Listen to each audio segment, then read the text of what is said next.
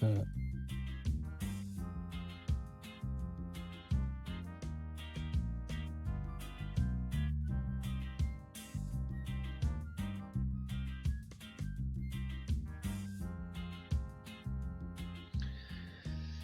Hello, hello. Okay. How are you doing? Been a tough day. Mm-hmm. As many creatives do, I get a periodic depression. Yeah. It's not being helped with the current situation. Oh, heavens The main no. effect of coronavirus is that I'm stuck in a house with other people's kids. They're in the other room screaming right now because they didn't get their way. Yeah. Yeah, that happened. And it's tough on, I mean, this kind of thing is tough on the kids too. I mean, because they're stuck looking at the same people all the time in the same four walls. They can't be at school. They can't be with their friends. They, they're just. So yeah, it's tough on everybody.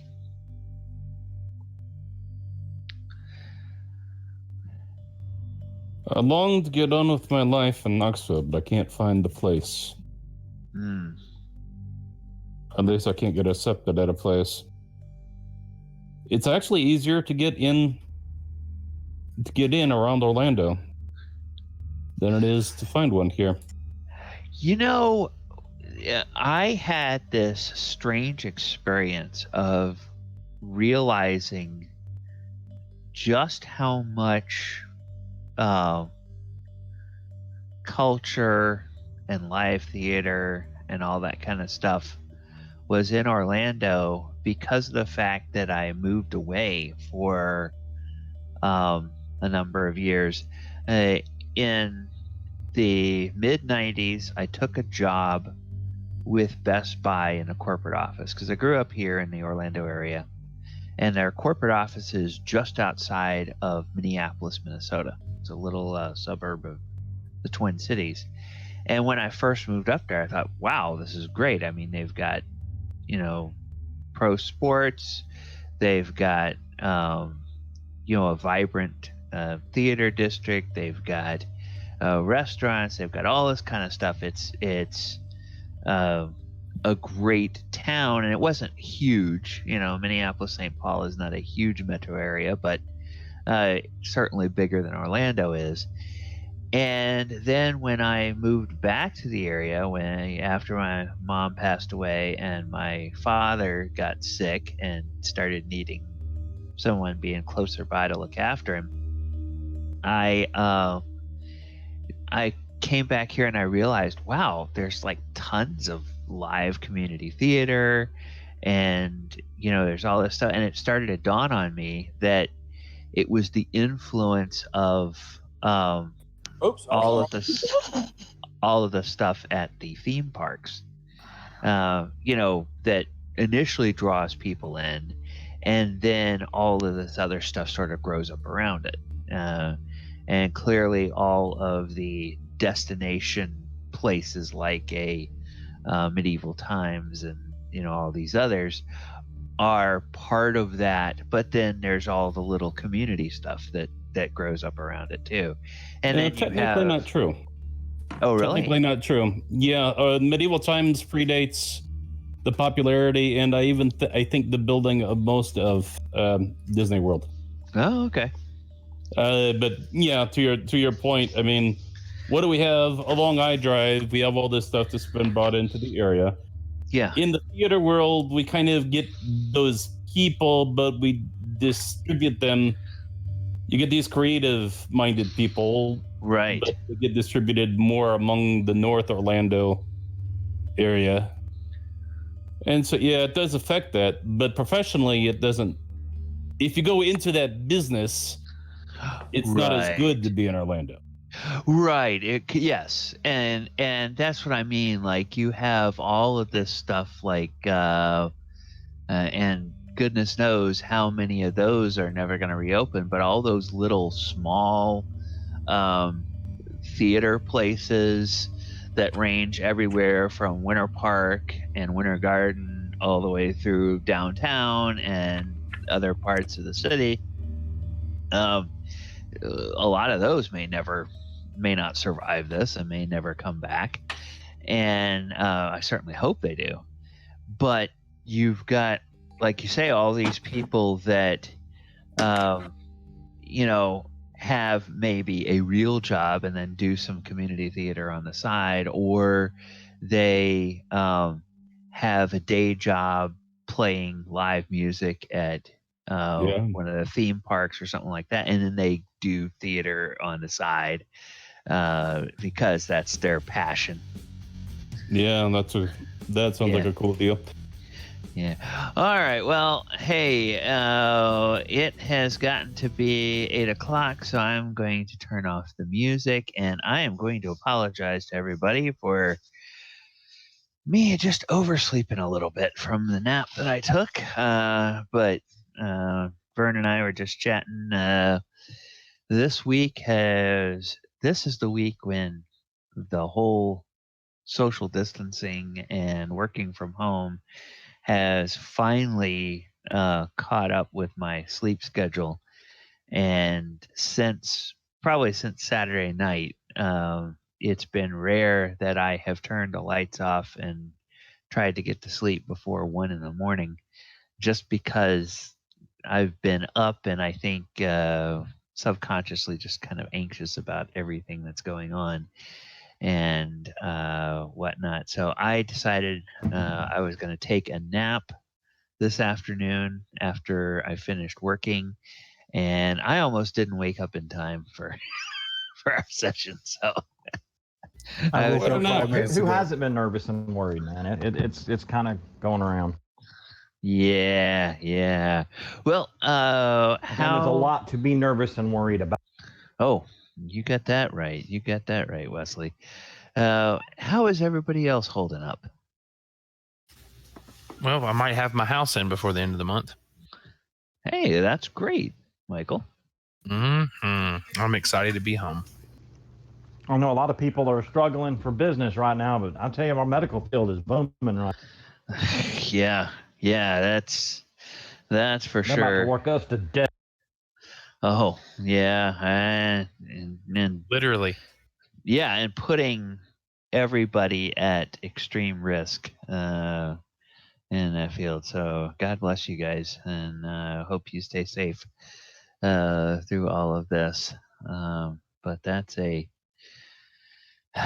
is a real. This is when you realize that medicine is a calling and not something that people do because they want to get rich. and if you've ever spent much time around nurses, you realize they don't do it because they want to get rich. They do it because they really aren't getting rich. All right. Well, I am DM Gallibond. It is Thursday night. Looks like on Discord we have a full house this evening. Woohoo! And we are here for session 14. 14, ladies and gentlemen, of the Dragon of Icespire Peak. And last time, I noticed in the Discord chat that I may have neglected to mention something a little bit important at the end of last session. But last time we finished up the logging camp. And at the tail end of that, surprise, we had our first sighting in a game of the White Dragon, who was attracted by some noise that was made during the fight with the Enkegs and came to take a look and saw what it thought were several tasty morsels, and then got the crap kicked out of it from long range by spells and arrows and crossbows. I think there was a crossbow in there, maybe there wasn't, and some other stuff, and it just said, oh shit, not this time. I'm getting the hell out of here. Not today, adventurers. With my 4-1 fireball. Your 17-point fireball, and actually because it failed its dex save, that alone would have been enough to make it go, whoop, okay, this is too tough, and go away. But before it even had a chance to flee, everybody else got a round worth of shots in on it. And I think those of you with the longbows got in even maybe a second round of attacks on it, because it was the range on those things is so insane. But all right, so that's where we stand. And you had sent, I believe you had sent the logging camp overseer on his way back to Phandalin, because you guys are like, nope, that's not where we're headed. So he struck off on his own, taking Vincent the ox and the cart of supplies, and heading back to Phandalin. And he gave you all a note that he signed that you did in fact deliver the supplies to the logging camp. So you have essentially your receipt that you completed the mission, so that you can get paid when you get back to town. And presuming he makes it back to town okay, then that will be fine too. But he was so scared by those kegs, he doesn't want anything more to do with adventuring. And when he also heard that there was a dragon just outside, he's now even more terrified and wants to get home more quickly. So that is where we stand with that. And then the thing that I forgot to mention is that at this point in the adventure, after we finish every 2 little scenarios, you guys get to go up a level. So I think everybody now is level 5, or should be level 5. So now everybody should be level 6 after this. So what I will do is I will give everybody a few minutes to go ahead and level up their character before we actually start with any content in the game. And if you guys have any questions, you can do that.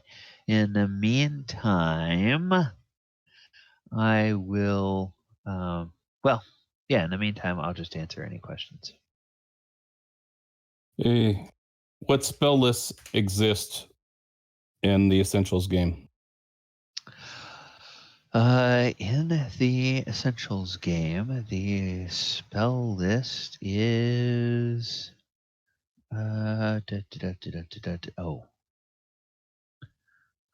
to the journal because that's where they put all of this stuff. Everybody keeps asking in the chat, are we leveling up to level 6 or are we still level 5? Going to level 6? Level 6.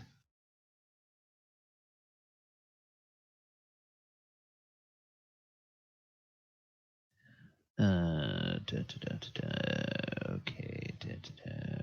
Are we assuming we're also doing a long rest while we're at the logging camp? Yeah, you guys can do a long rest there. That would actually make sense to do that. Okay, where is the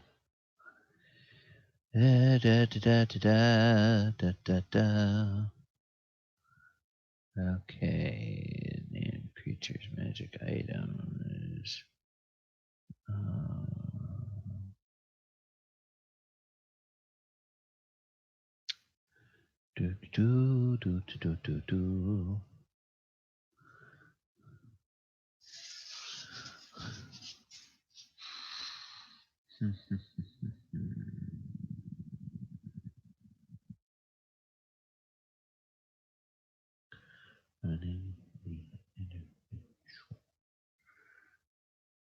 Essentials rulebook.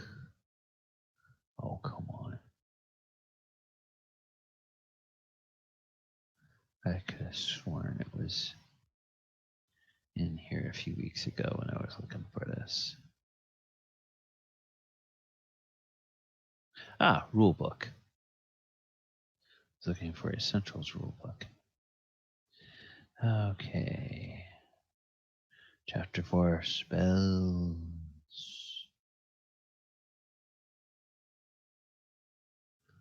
Okay, spell descriptions. Well, it looks like it has spells up to 3rd level. Now, is everybody, when they come each week, does everybody log into the campaign in D&D Beyond? No. I don't have the link for D&D and Beyond. Okay, so then let me... I do. I'm in D&D Beyond. Okay. For those of you that don't have it, if you are already in D&D Beyond, this link won't do anything for you. But I'm going to put a link in the Discord.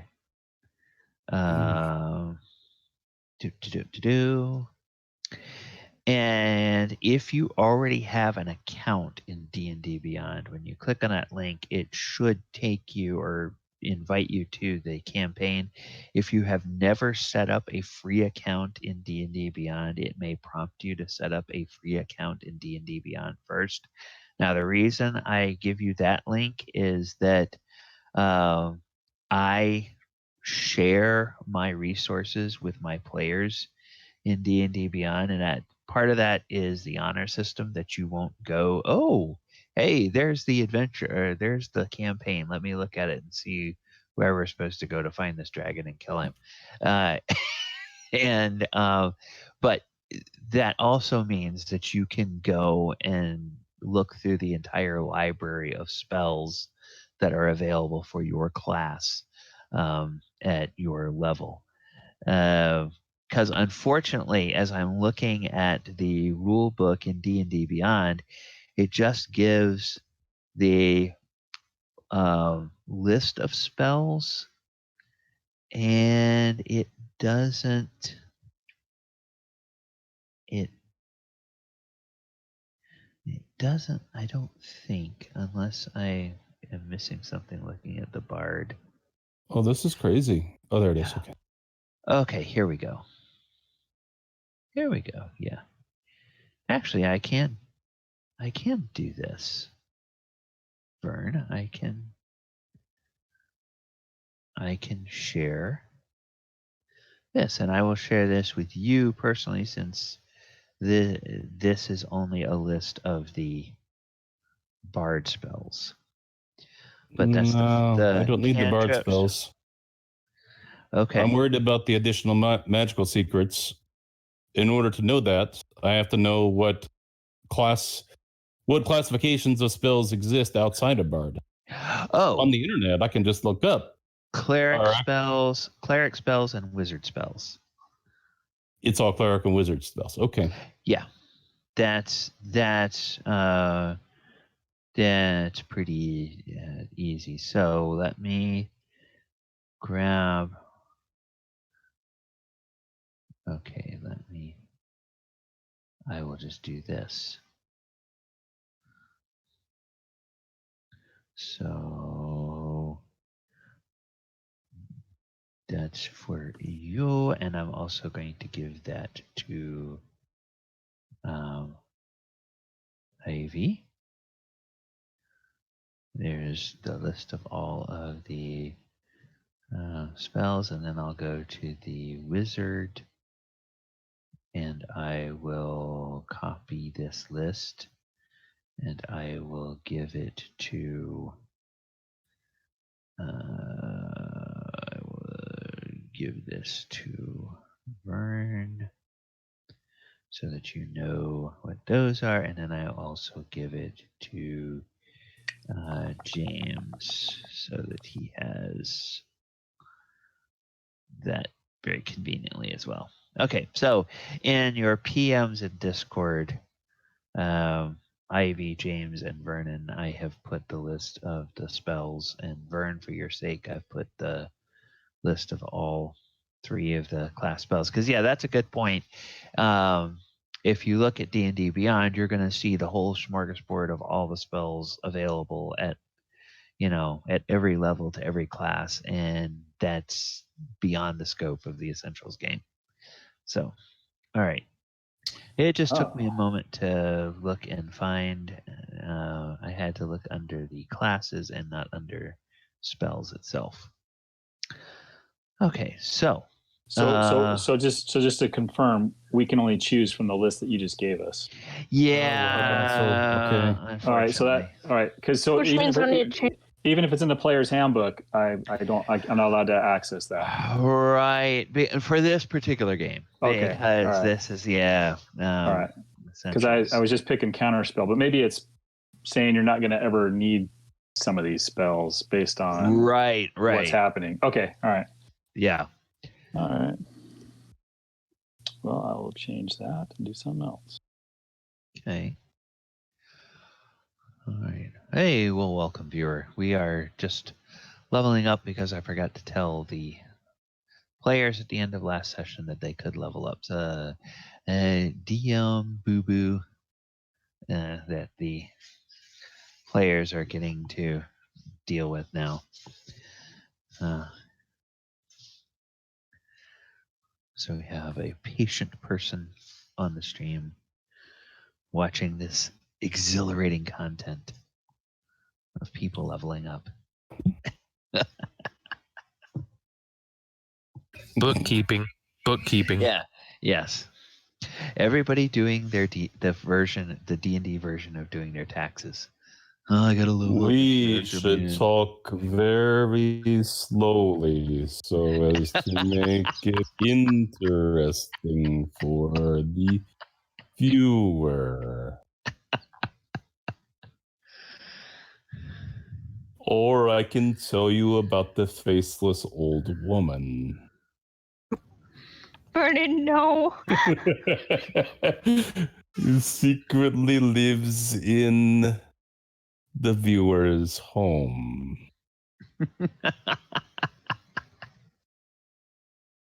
Just don't go look in the mirror. Just make sure your refrigerator is organized. Your refrigerator is organized, isn't it? Welcome to our mini con. If you would like to visit the con suite, go open your fridge door.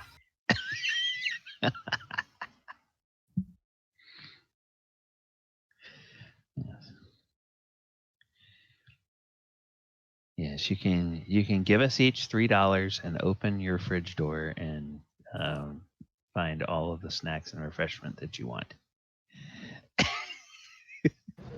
And for 50 cents more, we'll guarantee that it's COVID free. There we go.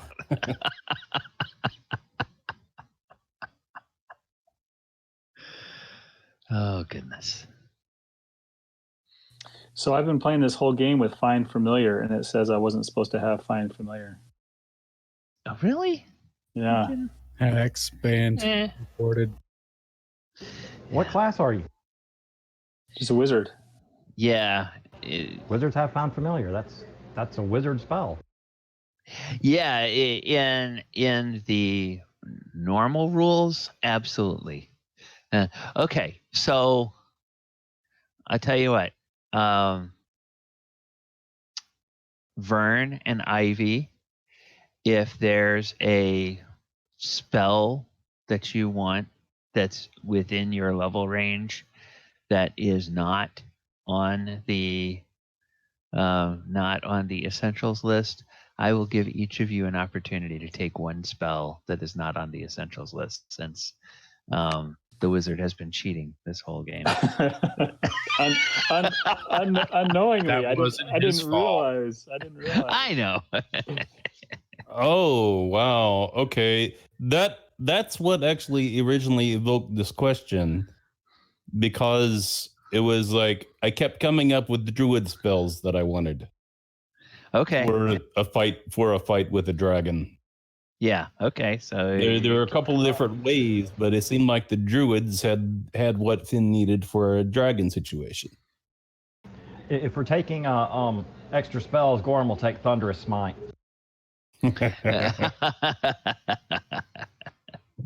Okay, cantrips. I've got to readjust my cantrips.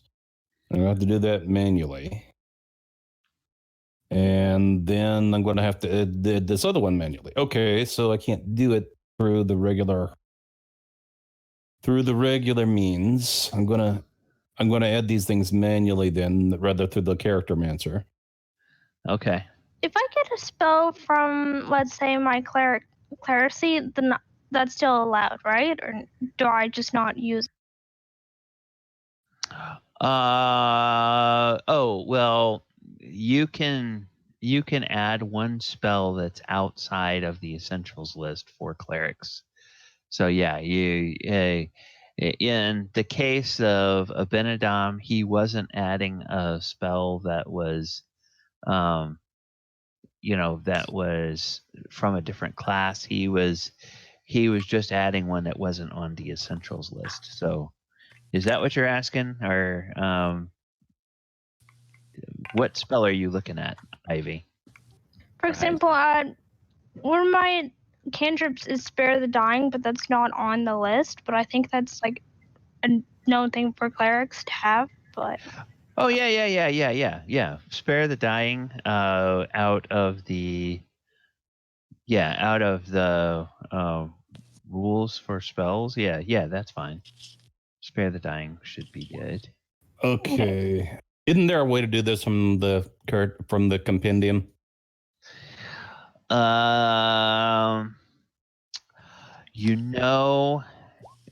There would be if I owned everything on Roll20, which I don't. That's the trick.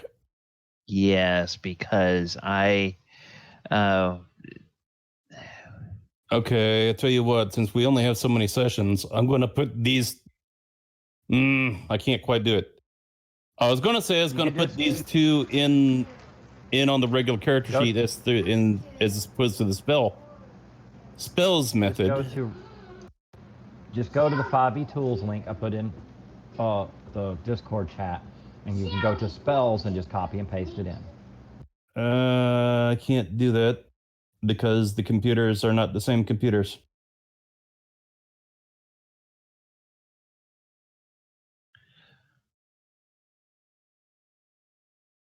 But I could shut the Roll20 down on this. Then just Google 5e tools.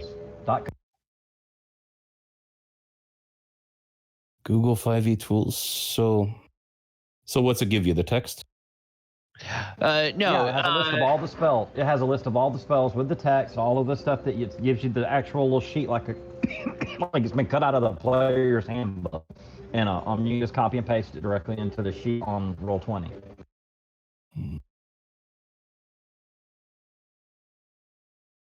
5e tools. It takes about 2 minutes to set a spell.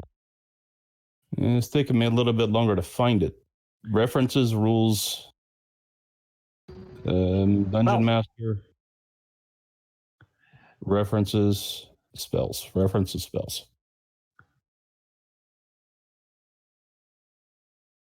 No, I think I could probably do this.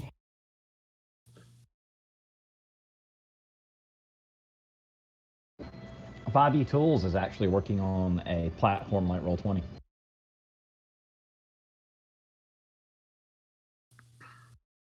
And the spells order.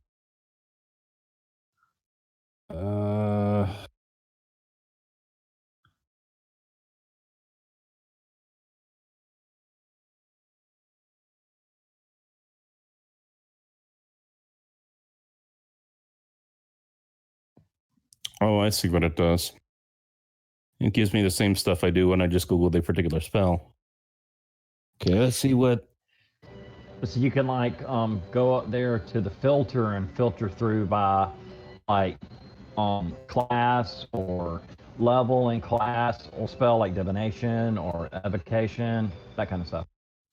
Yeah, and you have to turn on what sources you want it to use. So, basically,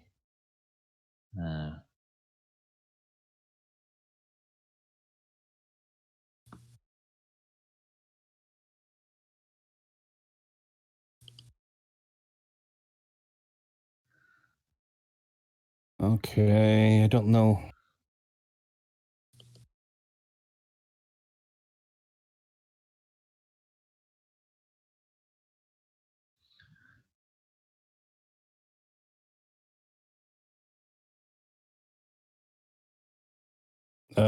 So how does that make it?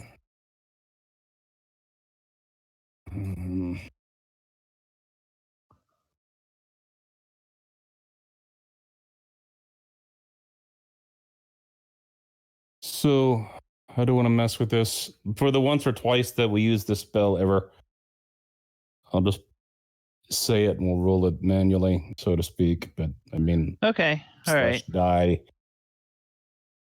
Yeah, because I don't know how to set it up on the attack thing on the main character sheet.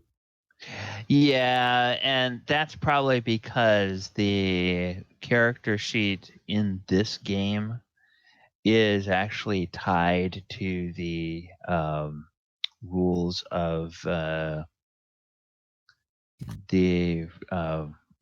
essentials rules. Huh. Well, it's got Firebolt in there. I just can't drag it. That was the one that was in there. The one that's really causing the question, I'm going to go with Conjure Animals, actually. Okay, Conjure Animals. Yeah.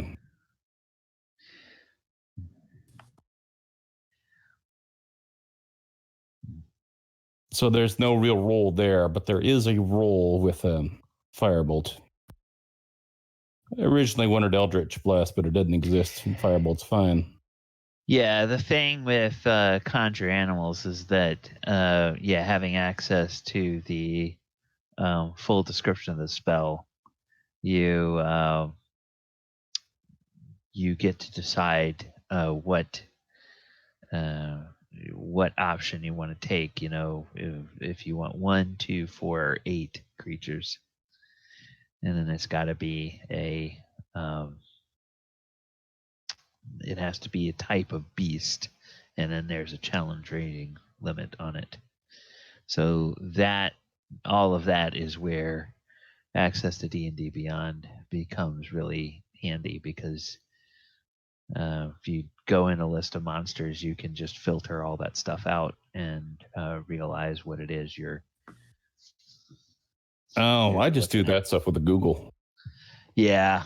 I like, on the DM side, I like it because with Beyond 20 installed, it gives me straight on the stat block of the monster in D&D Beyond. It just lets me roll all the dice right from the stat block when you guys are fighting something. So it simplifies, from my end, having to do so much manual data entry every time we have a combat. Oh, yeah. I thought of the... well... all right. So how's everybody else doing with their leveling up? Is everybody pretty much there? Of course, the first time I get to roll, I roll an @1, right?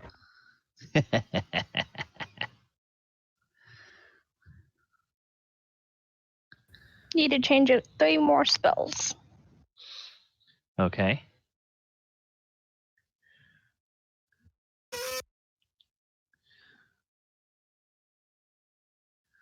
Well, we only got a couple of battles left with this, so that's... Although you're making the argument for me to play Roll20 on the Discord computer, is basically what this is breaking down to.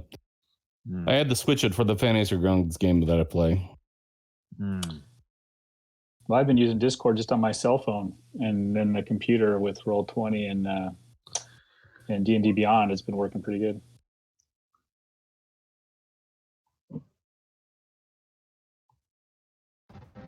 Roll20 seems to be having a lot of lag tonight. I was on it last night, and it was really, really laggy. Yeah, there's been a couple of times. I think it might have happened to me in this game last week, but it's happened the last 2 weeks in my Sunday game, where everybody sees the red box in Roll20, and it looks like everybody else disconnects. And then after a couple of minutes, everybody comes back. And so it seems to like cycle through. Each person gets kicked off or disconnected from the game, and then reconnected. And that happened while I was trying to explain something to the players on Sunday. And so I had to go back through about a minute and a half of explanation again, because Discord or Roll20? Roll20. I've noticed since this Discord did that last update, it seems to be a lot more stable than it's been in. Yeah, and I think, just now, Discord, like everything else, like Zoom and Slack and all the other messaging services, they've just been getting slammed so much harder because everybody is on it all the time now. And same with Roll20. Yeah, same with Roll20. So they're being load tested in a way that none of them anticipated, because of this global pandemic.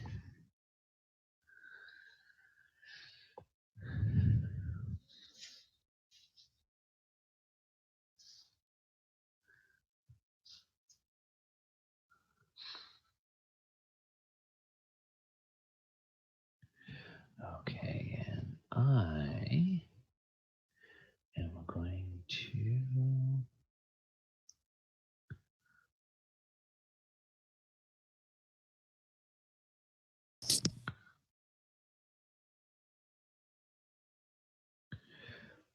let's get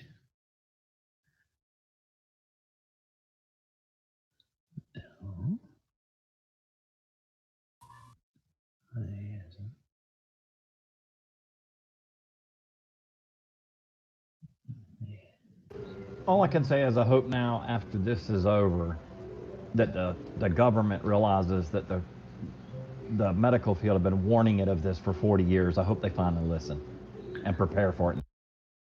What? How does that help rich people? That's just the population. Government doesn't work for population anymore. And it hasn't in 40 years, or at least 20 of those. Oh, rich people are getting sick and dying too. How many numbers? Disease does not discriminate. Yeah, but there's a certain deniability. Until it hits somebody that they know, they don't care. And those people are just like paying people to go out and do things. There's been corruption in this field, obviously, and because we can compare it to other countries. So it's like the people that know, the people that are the corrupt ones are the ones making the money off of it, and they're the ones that's stopping anything from happening, whoever they are. It's not the doctors. Doctors aren't making that much money because they're paying the insurance companies. So it has to maybe hurt the people that have family in the that are insurance executives, and that's what'll do it. Or maybe a politician's family.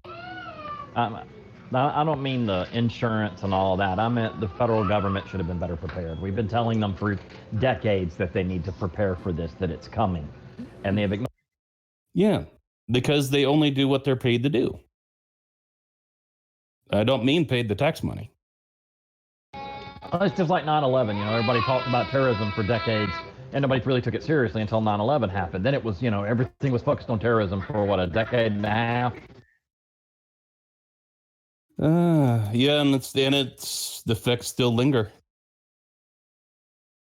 And that only killed 2,000 people. This is going to kill already has killed a whole. Yeah, let's see. Maybe it is strong enough to do that. Maybe it depends on how many people are the real problem. If it's like 2 people that are owning everything, and they don't get affected, then it won't happen. But if it's like there's a whole industry there, then yeah, that'll start to collapse.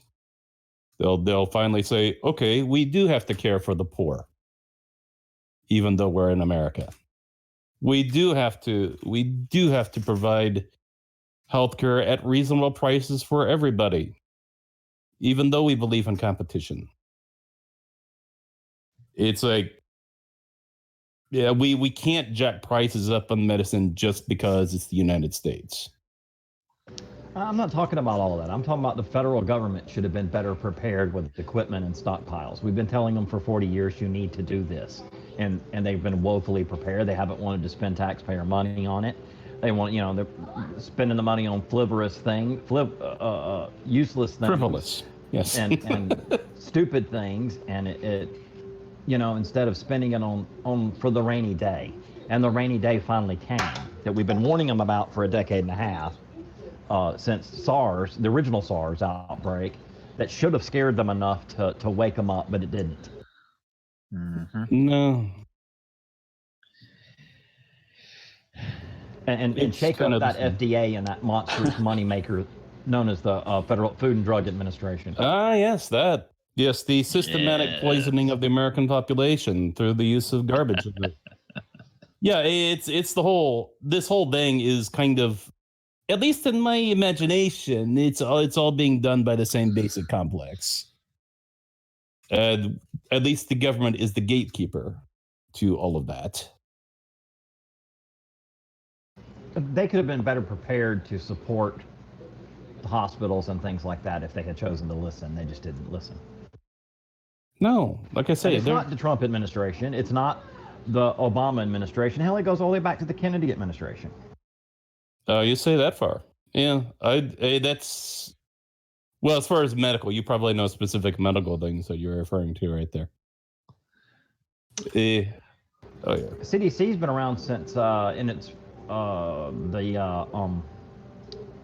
separated the CDC from the Army Tropical Disease Program, which is the ones who funded and created the yellow fever vaccine back in the 20s and 30s during the building of the Panama.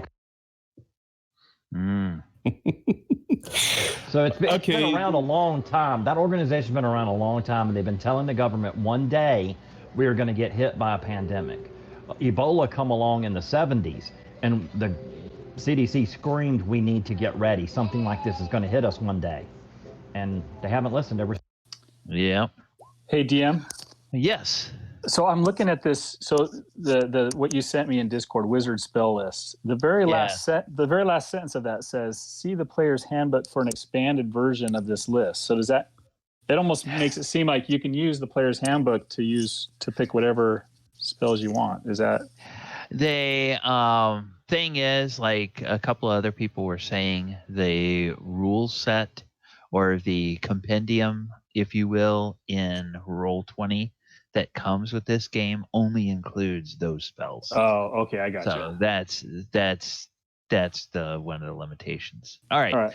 So I think everybody is done updating, and if you're not, then you can just catch up, because I'm going to go ahead and get us going on the next little phase of the adventure here. So you all take a rest, and you all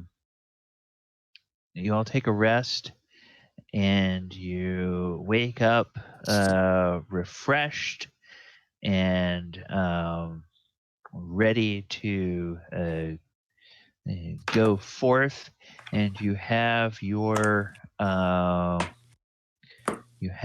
friend Xanth with you.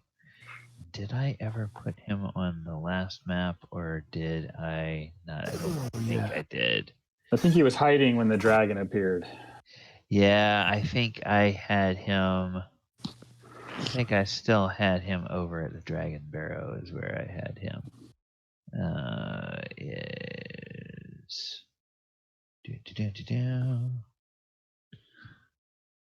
anyway.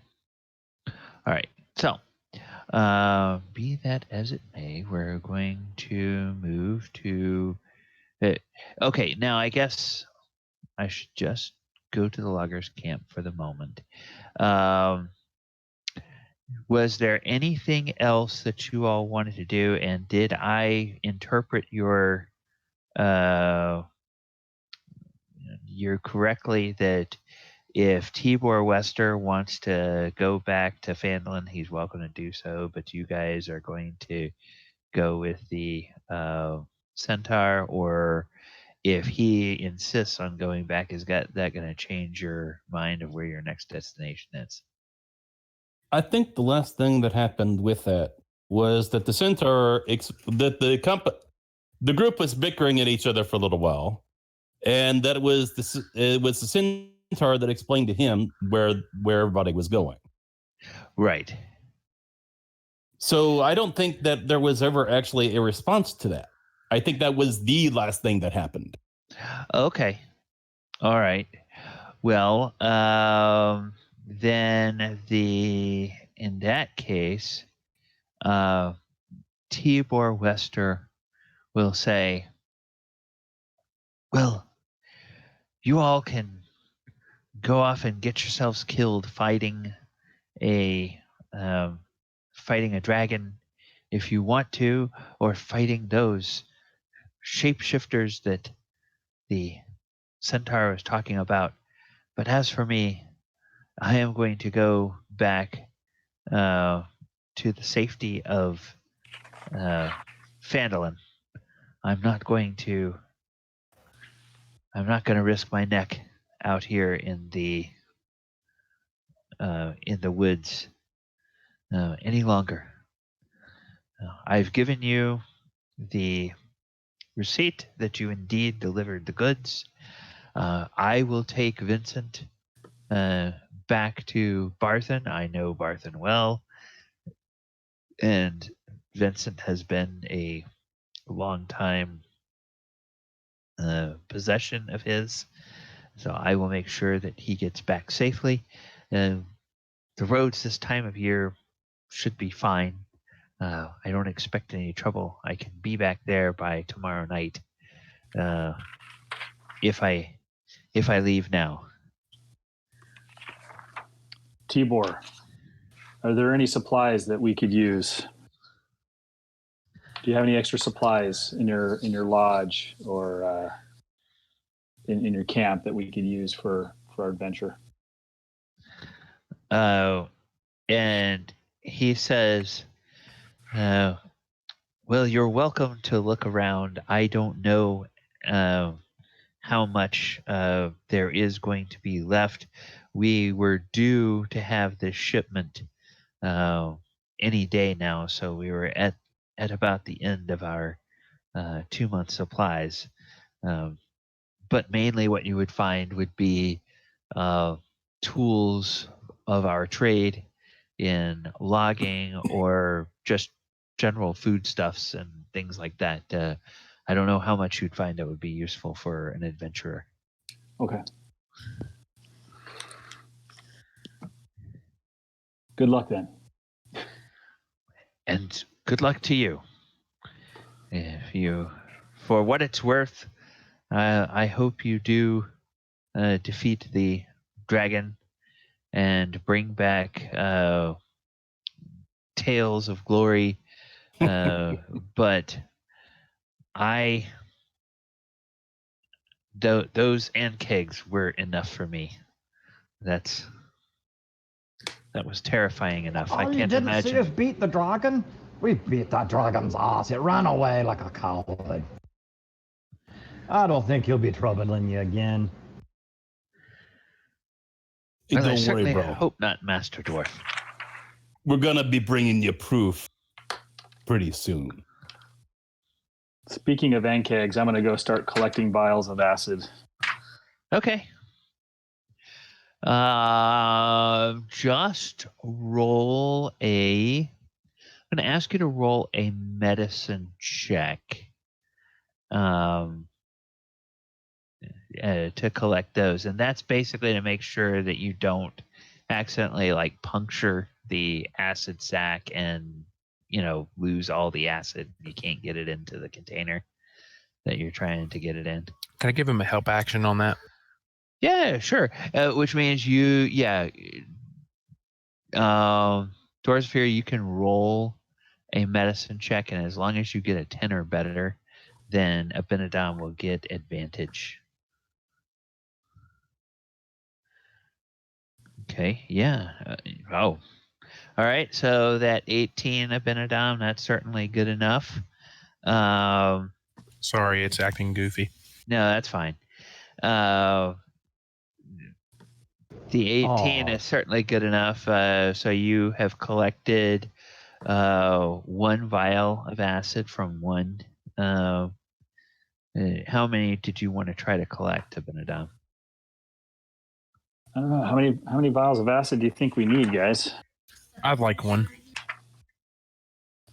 We can coat L's arrows with it, maybe. What else we got? Yeah, I'll go ahead and try to get another vial. Do I need to roll again? We could round off your long ears with it. Whenever they get closer to the meal, use guidance on them, ask them what they're doing, and yeah. Okay. All right. So you can. Oh wow. Yeah. I'm gonna help him again. Go ahead and help him again.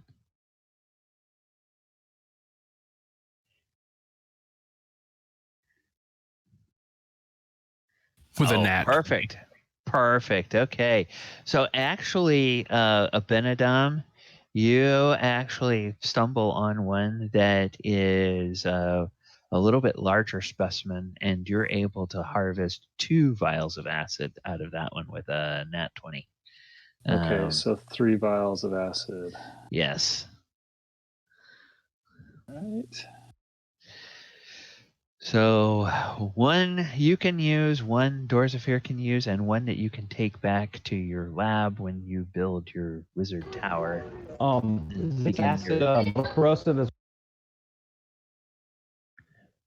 Pardon? Is this acid metal corrosive as well? Yeah, it probably will corrode metal. So like if you put it on locks or something, if we like pour it in front of a lock and burn the lock out from the inside. It would be that might work, but it would take a while. It's not that tough an acid. It's basically digestive juices of the creature, so that it will do a good number on flesh, and it will pit a piece of metal if you leave it soaking in there for any length of time. But if you like put some on the head of an arrow and then shot it at a creature, it might give the creature an extra little bit of damage from acid, but it's certainly not going to be like the acid that you create from magical spells that would dissolve a lock or something like that. It's a natural acid that is not concentrated. It's just at its natural strength.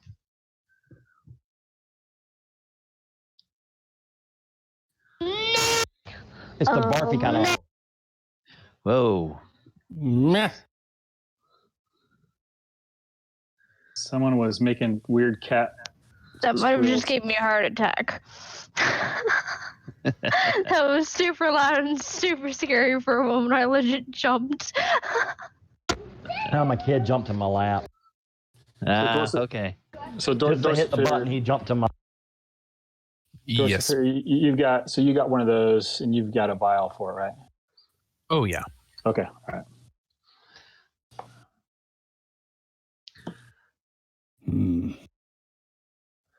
All right. Should we head off?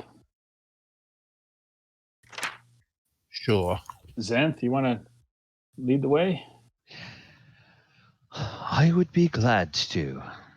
Where are we going? And so Xanth begins to lead you, and eventually you find a there's another track that leads away from the logging camp, heading to the I guess it's to the north on your map. And that's the direction off towards the Circle of Thunder. And you travel for about half a day. So you're getting about to midday. Oh, I'd cast mage armor. I'd cast mage armor on myself before we left. Okay. All right. So mage armor is up. And then about midway through the day, you approach a clearing. And let me orient you a little bit to this clearing. Okay, you all will see your characters, and while you were leveling up, I think I fixed them so that you all can move them around. You'll see your characters towards the bottom of the map, and along with Xanth. And the thing about this clearing that you notice is the following. Okay, you notice you come upon a 60-foot wide forest clearing, in the middle of which stands a black needle-like spire. This is a 40-foot tall pine tree ravaged by fire long ago, its limbs burned off.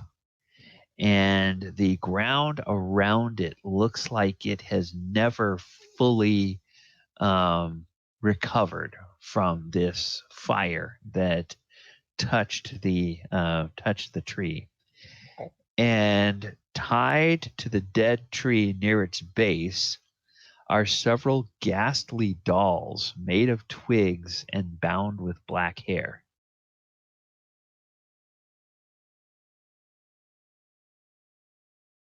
Dolls made of twigs. Yes. And they're kind of wrapped in the black hair? Yeah, they're kind of wrapped in black hair. The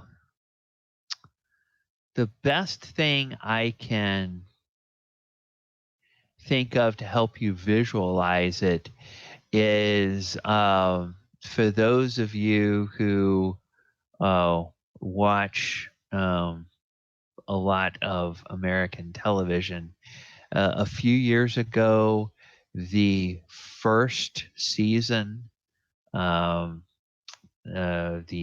Woody Harrelson and Matthew McConaughey season of True Detective, you remember that there were like some little, almost like fetishes that were made out of twigs and stuff that was associated with the individual or the group that was responsible behind the murders in that series.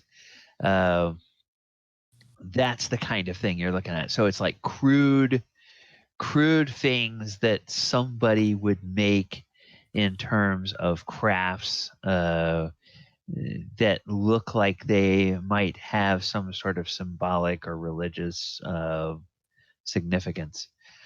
Okay, Abinadom, you have cast Detect Magic, and you need to be within 30 feet of something to tell anything. And so you've moved up. Yep.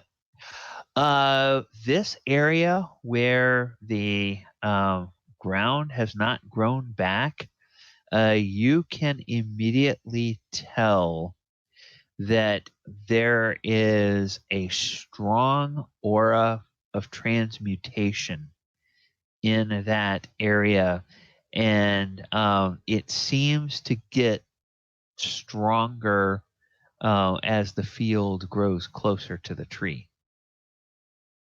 Okay.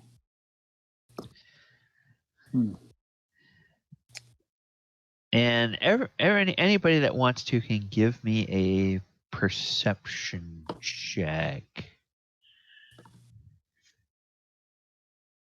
I love having +6 to perception now. Oh, Gorrim wow. wants to ask the centaur what he knows about this. Xanth says, well, this is the tree that will not die. My people have always associated with some kind of evil. It has been this way for as long as we know, but those objects at the base of the tree, I have not seen those before. They are new to me. And Dorzaphir and Hyza, with your nat 20s, No, mine's +6. Oh, okay. Well, both of you have 24s, which is good enough.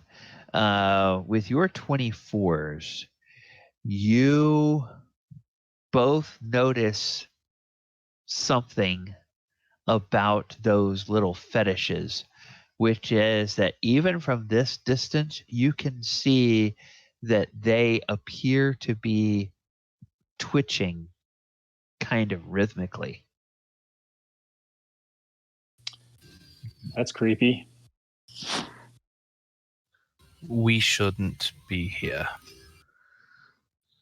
Are dolls supposed to twitch like that? No. That's a strange thing not to know. Hyza, can you detect good and evil? I could have, but nope. Not anymore. But thinking they're twitching around a burnt tree, I don't think that's too much of a good thing to do. Now I'm gonna. Hey, centaur, bro. Are you used to seeing that? And he says, no. As I said, those objects are unfamiliar to me. And you say they are twitching? And like he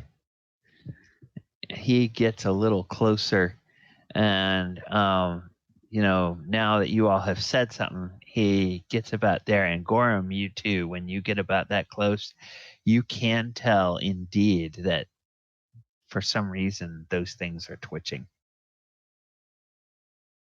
Yeah, whatever's going to happen, it's going to happen. So I cast Mage Hand, and I'm going to pick up one of those dolls with my Mage Hand. Okay, so you have to be within 30 feet of it. I should be. Okay, you're within 30 feet of it. I've got 2 to choose from. Okay. Now, I'm thinking, is your Mage Hand Abinadom? Because I usually like to leave it up to the caster. Is your Mage Hand visible to anybody else, or is it invisible to everybody except you? No, it's visible. You can see it. Okay, so you all notice this Abinadom's spectral hand that he sometimes casts begins floating over towards the tree. Does anybody want to say anything to him as that happens? I just put my hand in my face. Okay. I'm standing right next to him. Is there any way that we could tell how long ago this tree was burnt? Or no? Well, Xanth says that it's been this way as long as his people have known about it. So that would indicate a long time. So, And for the ground around it to never recover from that fire. Can I do an probably- Arcana check? Yeah, sure you can. Mod 20. Okay. Yeah. You confirm what Abinadom said, which is that there's transmutation magic here at work. And it appears to be centered on that tree. Or at least it gets stronger as the field gets closer to the tree. Okay. So Abinadom, do you want this one or do you want this one? I'll let you choose. Let me see here. Oh, whoops. Don't want to move myself because I can only go 30 feet. So I'm going to do this one right here. Okay. All right. So the hand goes around the little thing and it picks it up. It doesn't appear to be attached to the tree in any way, and the hand can begin to float it back towards Abinadom. No, You no, have been chosen. no. I am not bringing it back to me. I want to. Oh shoot! I did the wrong thing here. I want to basically keep it within 30 feet, but I want to take it away from the tree to see if it causes anything to happen. So like I want to bring it over to here. Okay, you want to bring it over that way. All right. Then let me see. Actually, no, I'm not gonna take the time to do that. I could, but so you bring it over this way. Nothing seems to happen when you do, but let me.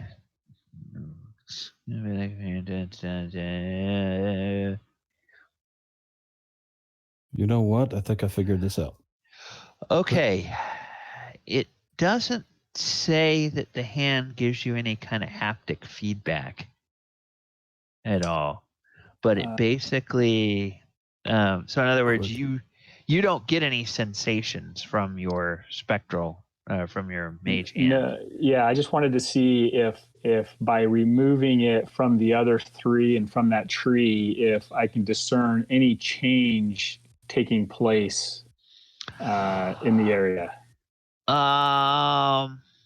Well, what you do notice, now Mage Hand does not require concentration, so you can continue concentrating on your detect magic. You do notice that a localized field of transmutation magic does seem to be around this doll, but the field is still strongest at the tree. But this thing seems to have its own transmutation field around it as well. Okay, and can I tell if the main transmutation field weakened at all when I removed one of those items from the tree? If it did, it was marginal. Okay. So there appears to be a little bit of transmutation going on with this little item, but yeah, unless I bring it closer, I can't really tell what's happening. So you're going to put it down, you're going to bring it over to you. What are you going to do?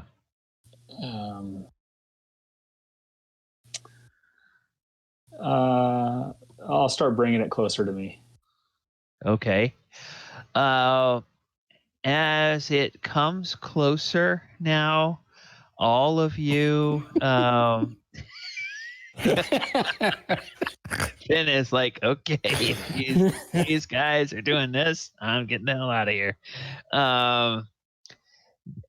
As it comes closer to you, you can see that this little doll, you can see it's the central core of it appears to be pulsating rhythmically. Okay, I huck it away. I huck it back towards the tree. Okay. So I think I can throw it. Right? Can I throw it? Or I just the hand just takes it back. I see it pulsating like a bomb or something. I'm just gonna take it back. Okay, you're gonna have the hand set it down, or have the hand drop it, or throw it, or what? Just drop. I'm gonna have it head back and drop it right where it was before. Okay. Let's see. Let's see what happens when you drop it. I'm just gonna roll plain old unmodified D20 8. Okay. All right. You drop it and it lands on something kind of hard, and there's a cracking of some twigs, and the hair wrapped around this doll comes unraveled, and the thing begins to break apart. And what you can see was encased inside the doll is a pig's heart that is still beating, even though it's been removed from the pig. And when that little doll falls apart, this entire circle here just erupts as roots of this tree just come up out of the ground and begin grasping at the air in this circle. I cast Firebolt at the tree. Okay. The firebolt hits the tree and doesn't seem to have much of any effect, and nothing changes. I take another one and I hit it at the little dolls. Okay, you destroy a second one of the dolls, and the roots keep writhing out of the ground. So does it look like the roots from the original tree are like uncontrollably just wildly coming up out of the ground? Okay, roll me a nature check. See what you know about the roots of pine trees. See if you can tell what that would look like. Yeah, it kind of looks like, except they're all blackened, like they have been burned too. But instead of being brittle like you would expect, they are writhing around like the tentacles of some creature. Now, the tree itself is not moving. The tree doesn't seem to be trying to dislodge itself from the ground, but it's just like it's grasping at things the way it would if it were, trying to find something to grab onto and squeeze, like perhaps a body. A creature. Yeah, that's why I backed away. Yeah. You guys might want to back away. Yeah, and Xanth says, that is definitely not natural.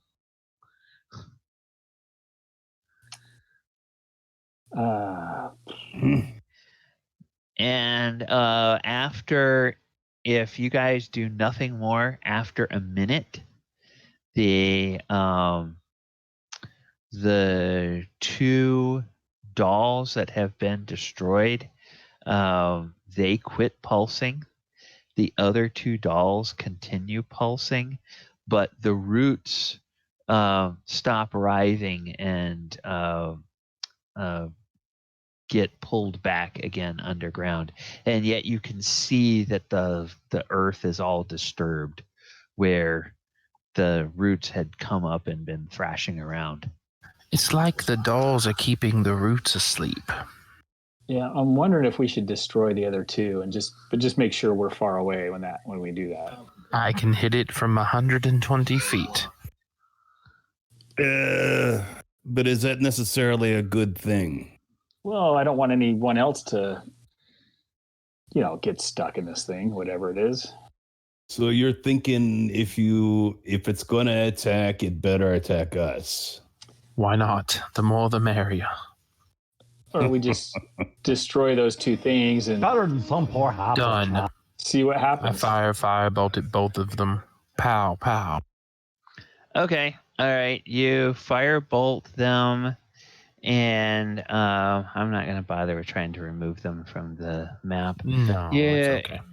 You firebolt them, and they the roots come up and do their thing again, and then after another minute, they subside. And so it looks like actually Dorzaphir as the rogue. I'm going to give this to you now that you've seen what happens, more so than the dolls keeping the roots quote unquote asleep. You figure that the dolls are actually a trigger of a trap. And that's what it acts like. So with all 4 of the dolls destroyed, it seems like probably the trap has been sprung, and whatever or whoever creates those dolls would have to recreate them to reset the trap. So at least for the time being, it seems like you've done a bit to you're not going to have some other hapless adventurer come along and go, hey, what's this? And with my stealth, could I get close enough to the tree without the roots getting me? You can attempt to go closer to the tree. Yes. You don't know. Dorzaphir wouldn't know that, but I would think, or we're staring at it, watching after we destroyed the dolls, and then the roots come up, and after a minute they go down. I would just put 2 and 2 together, thinking, if something disturbs the ground, they go nuts. Okay. Well, if you're willing to be the guinea pig, are you going to let your party know what you're doing, or are you just going to... I'm not going to pull a Leroy Jenkins, trust me. Hey, Dorzaphir, if you want to do it and you can't, you get caught, I can cast Fireball and protect you and see if I can fry anything around you. That's fair. Give me a second. Don't get mad at me, Hyza. Give me a second. Somebody's got to get close enough to investigate the tree. I can see it from far away. I can't see it close up. Strike that, reverse it. I can't see it from far away. I need to see it close up. Can I tie a rope around Dorzaphir? Ooh, God. That's you sad. Could if Dorzaphir will let you. Yes, tie a rope around me. Okay.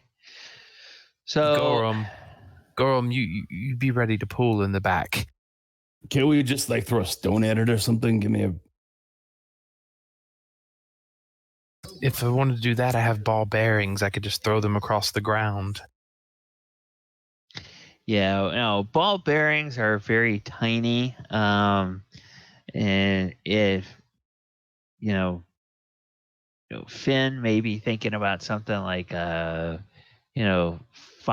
to 10 pound rock that you would lob in there and see what happens when it hits the ground. But grappling hook.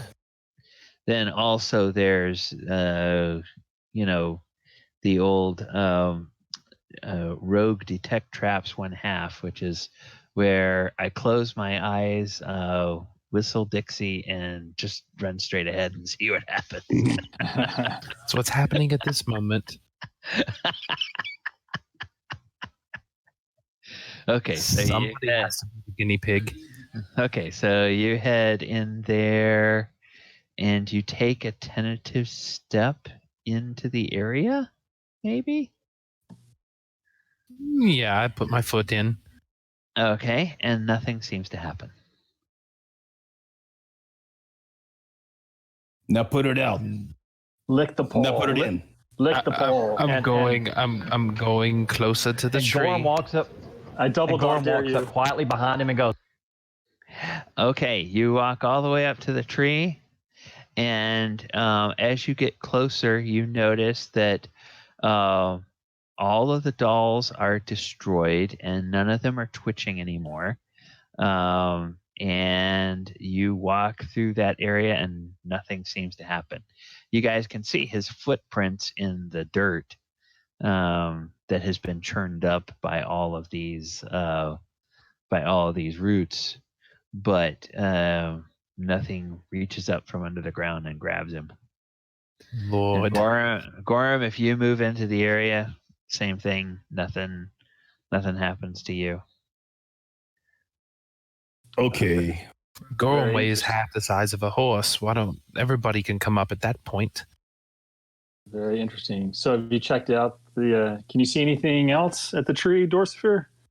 Not with an 8. Oh, yeah, that was intimidation. Oh, wrong roll. My bad. Are you trying to scare the tree? You're trying to scare the tree? I want to scare the tree. No, give me a second. Be a normal tree, damn it. You with your branches. Yeah, it's just a dead tree.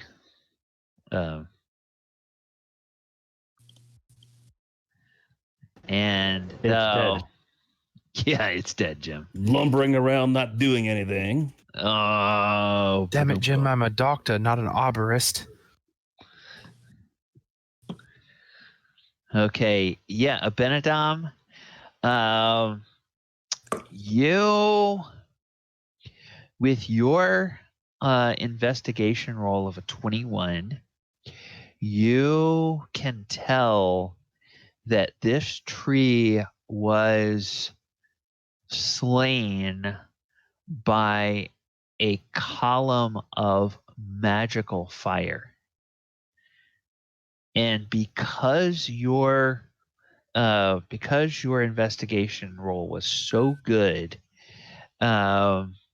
there's like, you learned in magic school about the telltale residue and almost patterns of ash and burning that different types of fire leave. And as you're examining this really closely, you realize that the fire that destroyed this tree was something that came from the abyss. So it was probably a very powerful demon, or some other type of fiend that actually destroyed this particular tree. And off the top of your head, you can't think of any reason why a demon would single out one particular tree over all the others. But maybe he was taking a nap under it and it dropped a branch and hit his head, and he decided he was going to teach it a lesson or something. I don't know. And that residue could cause the tree to react or do what we appeared, or what we saw it do earlier with the roots.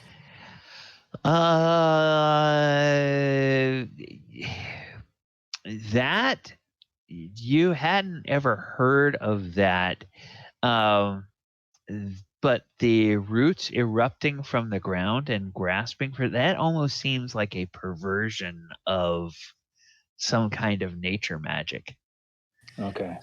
So maybe it's an interaction, for some reason, of the abyssal fire with, perhaps this tree had some kind of magic in it before, and maybe that's why the fiend destroyed it.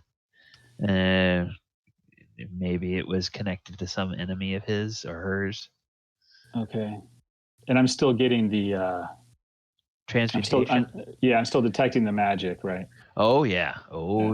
It's still there, but it appears to be dormant. And Dorzaphir, now that you're here, you're pretty sure that those roots won't spring up again until or unless whoever created those dolls comes back and does whatever ritual they need to do to recreate those dolls and set the trap again.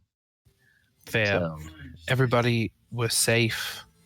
Unless you want to stay and catch the person that made the dolls seem to be the key to the roots going bonkers. So unless you want to stay around and play peekaboo, it's not going to hurt anybody. Yeah, I think we're dealing with some deranged hermits or something in these woods. The only thing I'm thinking is this could mark territory. This is a really weird, complicated trap for here for no real reason. Well, I suggest we keep our eyes open.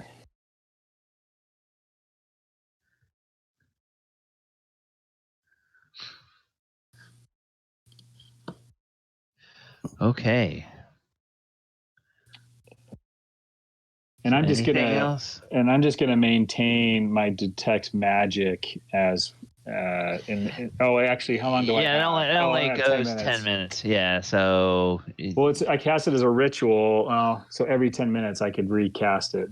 But casting a ritual itself takes 10 minutes. Yes, yeah, that's what I was saying. So yeah, you couldn't be traveling and do that. You'd have to stop for 10 minutes and do it. So all right, yeah, okay, yeah, all right.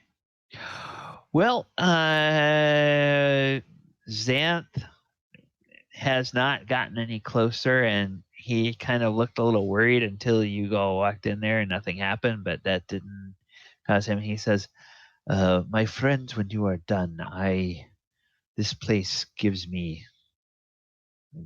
makes me uneasy. I wish we could travel on, continue our journey. Yep, let's go. All right. Shall we? And so Xanth continues to lead you on the road to the north. And as he does, we are... I know it seems like we haven't been going very long because of all the leveling up, but this is a good point to stop and take our mid-session break. I have 24 after, so let's take 10 minutes, and at 35 after we will resume, and we will go on and finish out our session. And as usual, I will go ahead and throw the music on and put the title card up. And I will be back.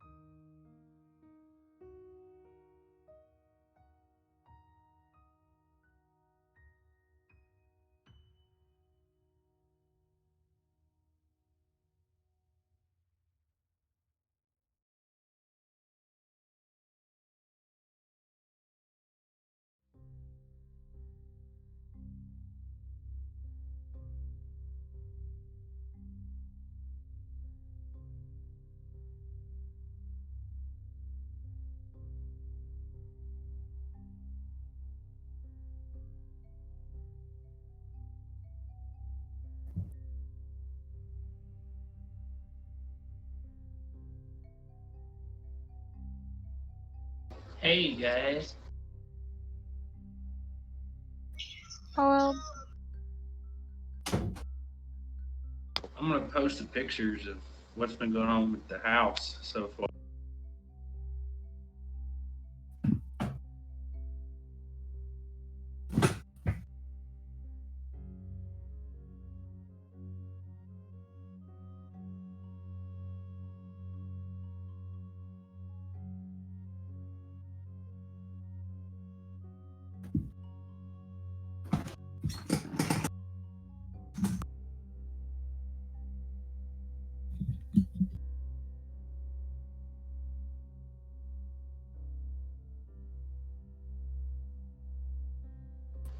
There we go. Uploaded 2 pictures. Well, trying to, anyways.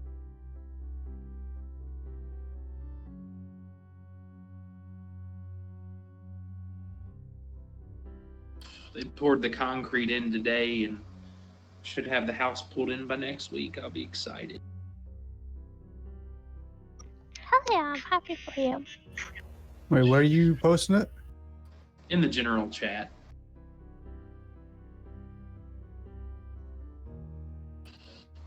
For some reason, it's taking a minute. Yeah. Discord's acting up again. Yeah. When it loads up, everybody will see it. So what was the issue? I kind of forgot. Was it the storm or was it what happened? Oh, I lost my house in a house fire. Oh, the house fire. Yeah, I remember now. Okay. So everything's good now, right? Oh yeah, they're getting ready to put it back in.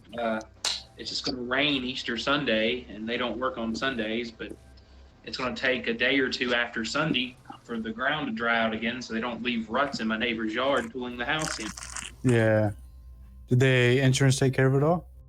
Insurance paid out, but they just it was insurance paid out, and then the mortgage company was a pain in my ass.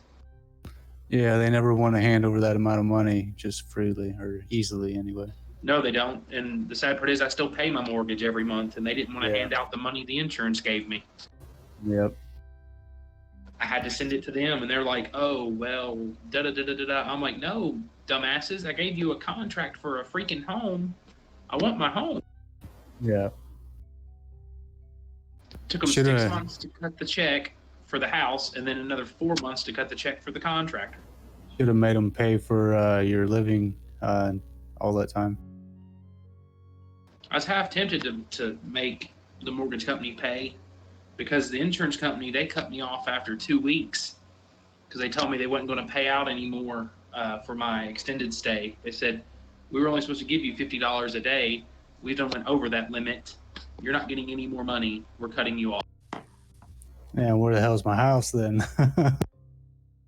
Well, insurance didn't give a shit. Insurance is like, we done paid out for your house. It's crazy because the insurance, like that whole, I hate insurance, man. Of course we have to have it, but the fact that they're so tight when they need to pay out, but yet they just get free money for basically nothing other than the customer service they have in the call centers to answer your questions. That's just all free money for, It's all profit. millions of dollars for no cost, and then they're going to act like that when it's time for someone to actually. It's crazy.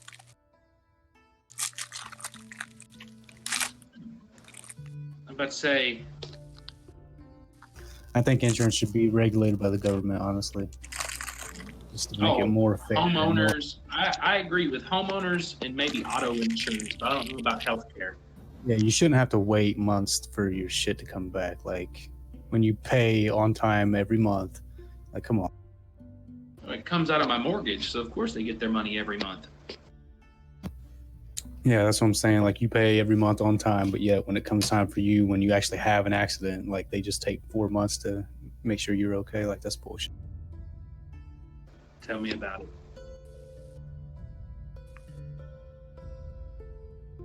I've heard of people in similar situations. They actually go on to all the social medias and basically just trash their names, and they usually get compensated for it once the right person sees it, just because they're going to protect their, public perception. When all said and done, I'll wait till after the house is put back in, because then they can't say nothing. Yeah, exactly, yeah. Wait till you get what you need, and yeah. Then I'll get on Assurance website and just start saying y'all are your insuranceclaimcheck.com division of your freaking company is horrible. And they should go down for racketeering, because literally the parent company of my underwriter on my insurance policy is Assurant. So it was like they cut me a check from Assurant, then I had to turn around and send it right back to Assurant. It's a little shady.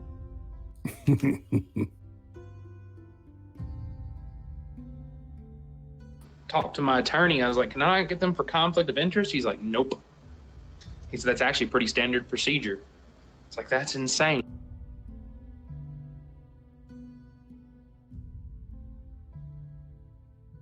There you go.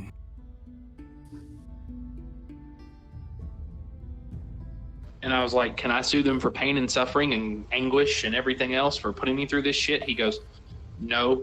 In Tennessee, it's hard to prove that. Not only that, buddy, they bought you a new house. No matter how long it took them to do it, you've got a new home. So there's not really anything you can go after them for.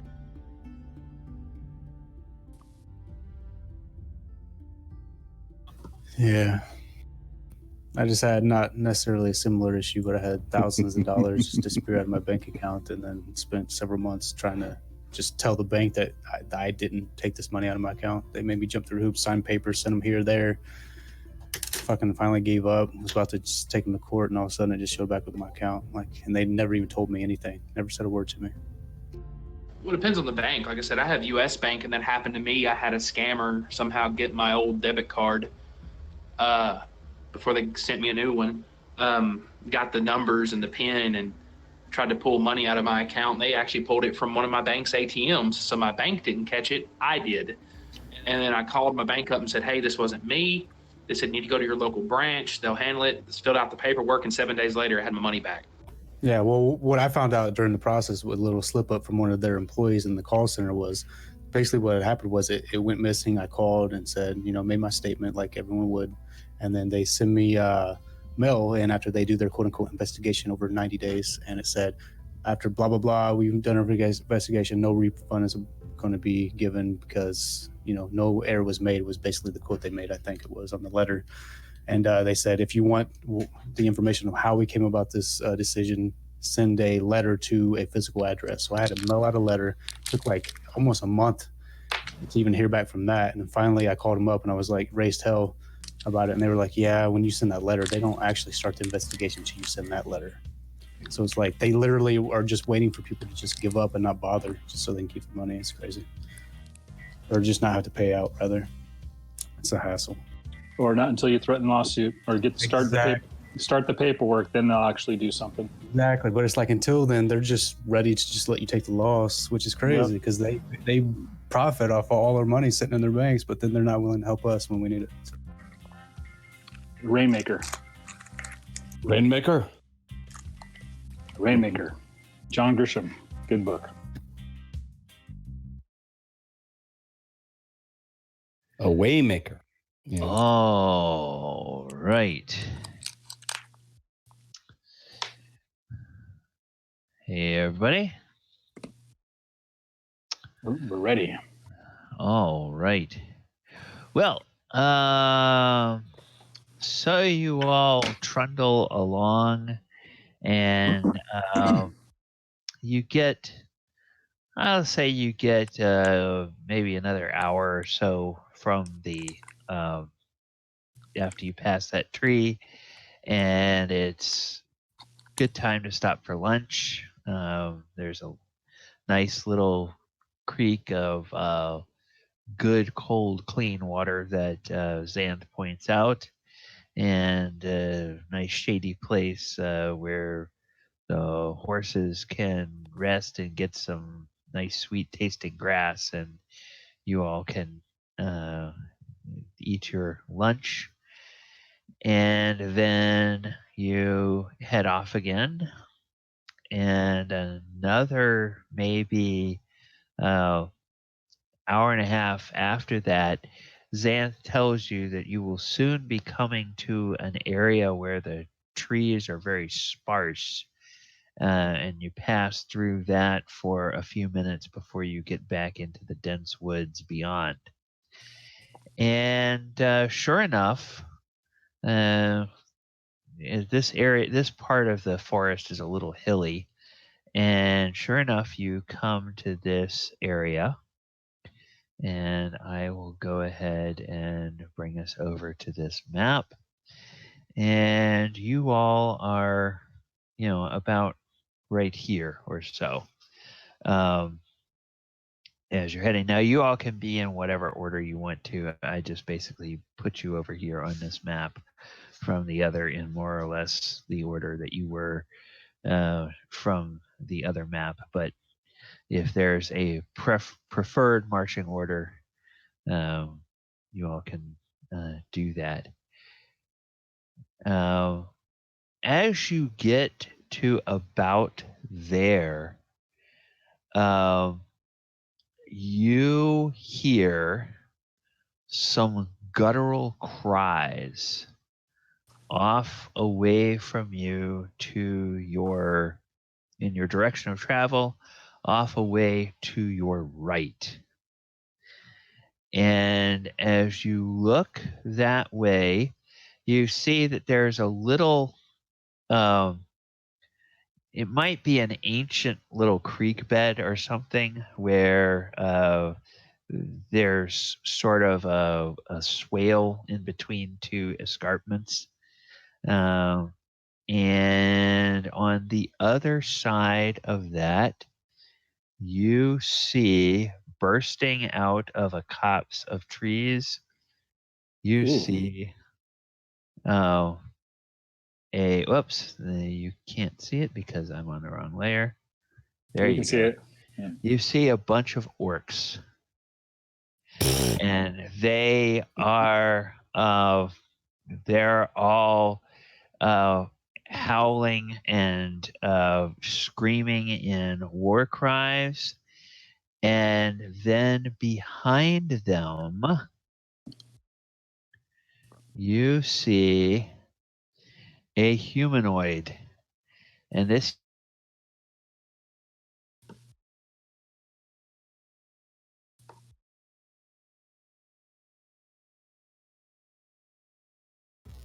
Did his mic cut out for everybody else? Yeah, I don't hear him.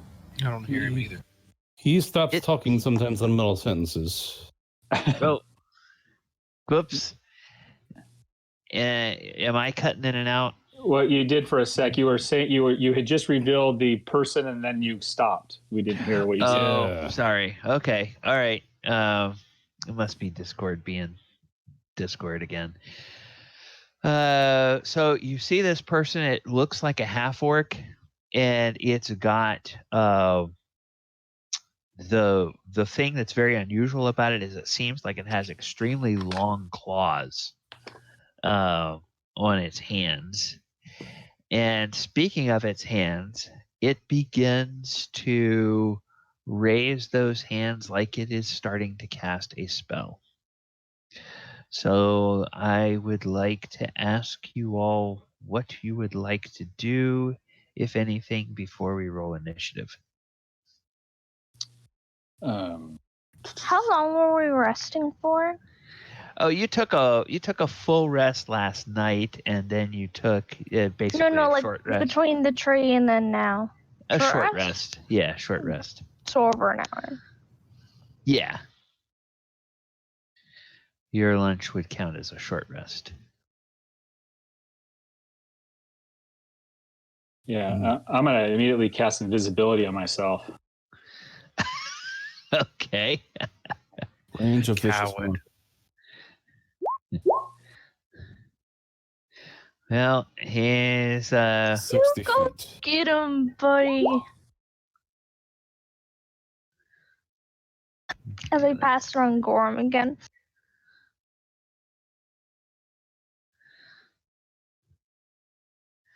do this. I guess we're fighting, apparently. It's a lot of orcs. Okay, and Hyza, you say your warding bond is on Gorrim? Yes. Okay. Let me find a good... Oh, here, we'll do this. flag. Gorrim, that flag is the warding bond from your cleric. Okay, so everybody can go ahead and roll initiative. I am going to roll initiative for the orcs as a group. And Of course. so that's what is it? 18.12. I failed to click my token as well. I Oh, apologize. jeez. Yeah, that's all right. Whoa. And then this person also. Oh my gosh. That's 20.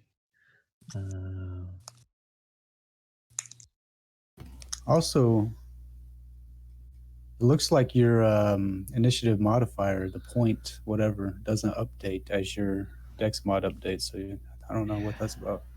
Because that should be a 0.5. Right?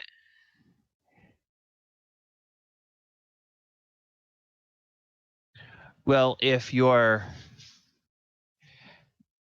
did you increase your Dex score at level 4? And level 6, yeah. Okay. So maybe I just need to Alright. update it. Did you do it on Roll20 or D&D Beyond?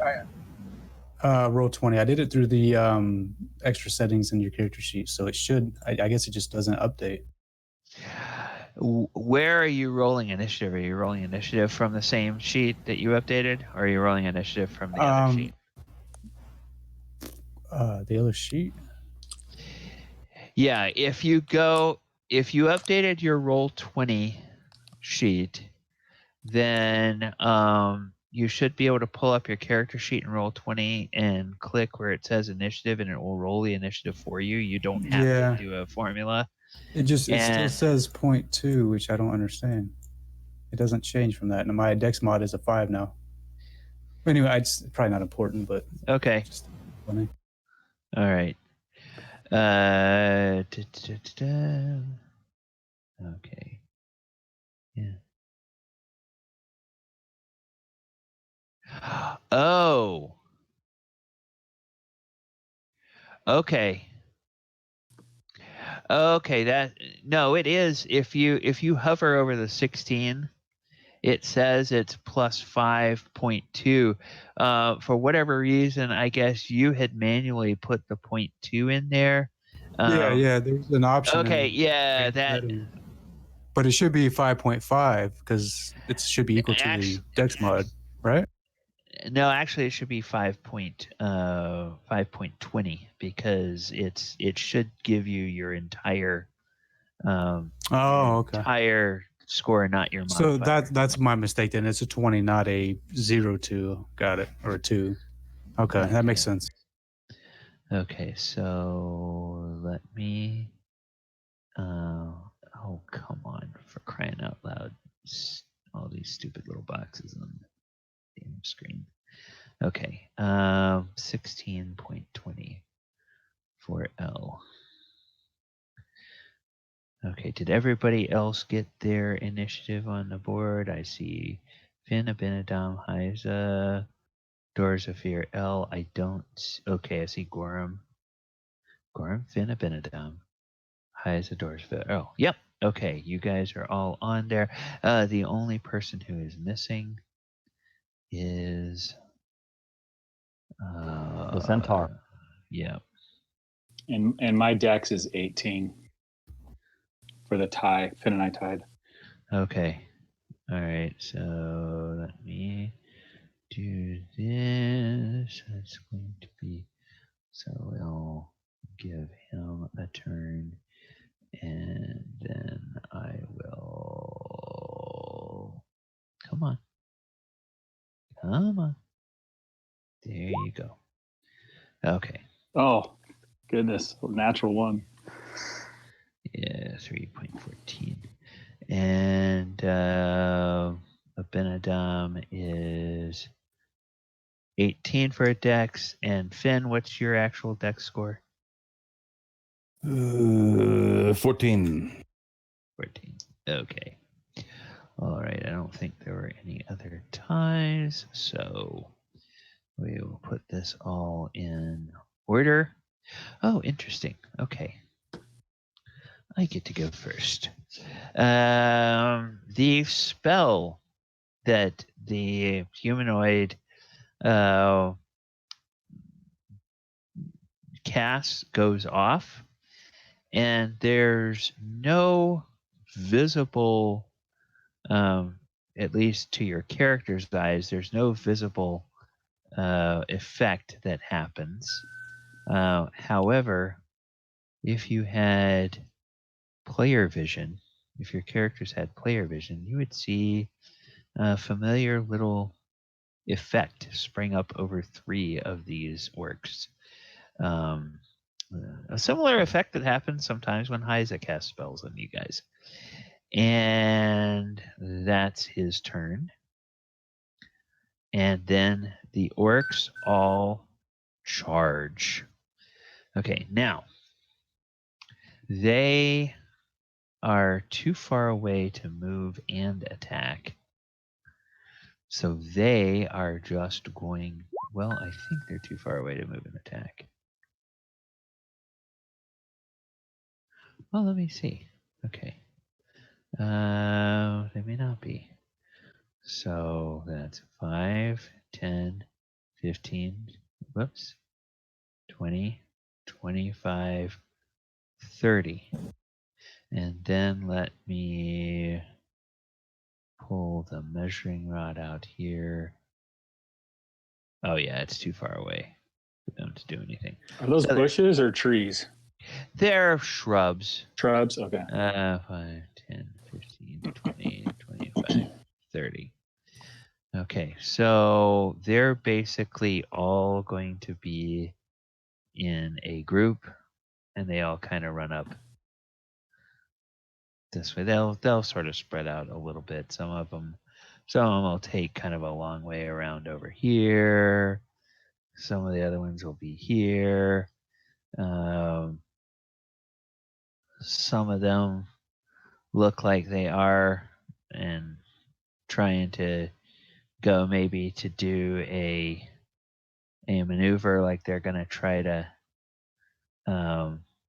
cut you guys off or surround you guys. So yeah, another one may go up this way. And another one may be here. And then one is here. And one is here. Okay, so they're sort of spreading out as they run.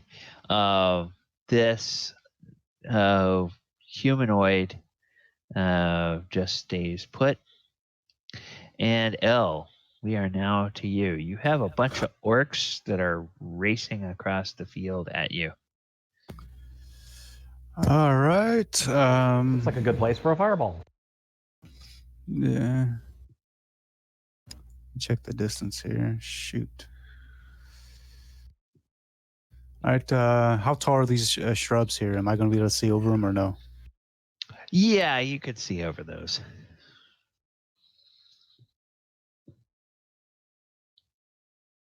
I'm going to take a step back, line up a shot on. I'm actually going to try to aim at this guy if I can.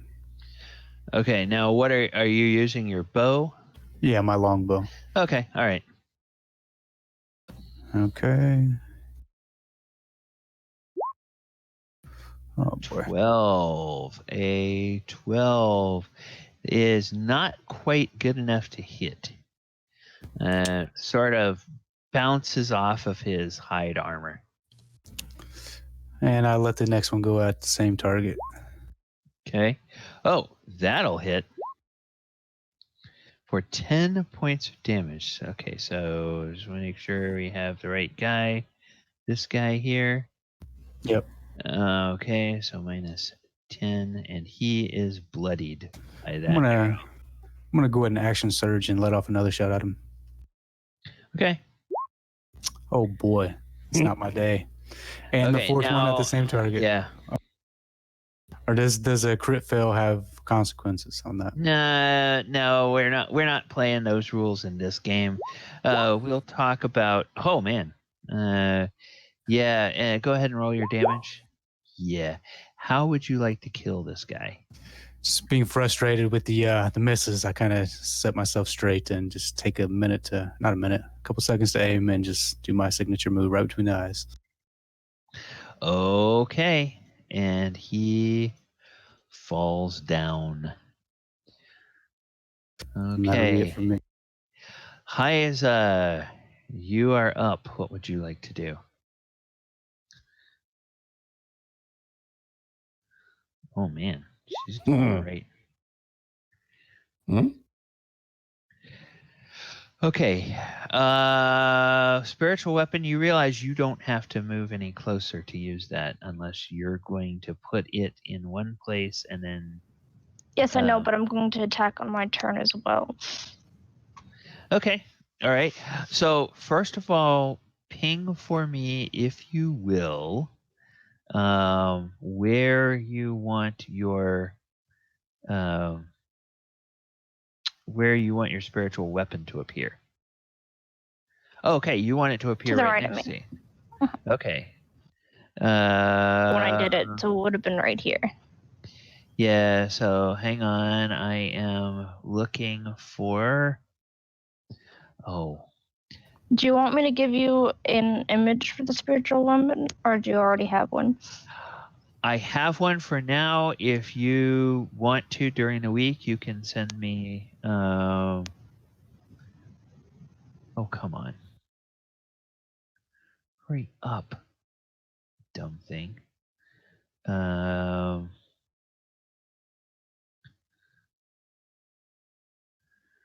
Where is...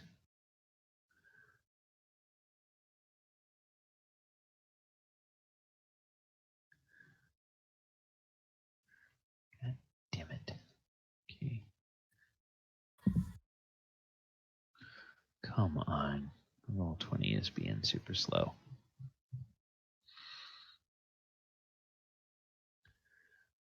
I have a cleric in my Sunday game who created a custom token for his spiritual weapon. So I'm just looking for that in my art library. And when I go to search for things in Roll20, it's being extremely slow. Okay. Well, shoot.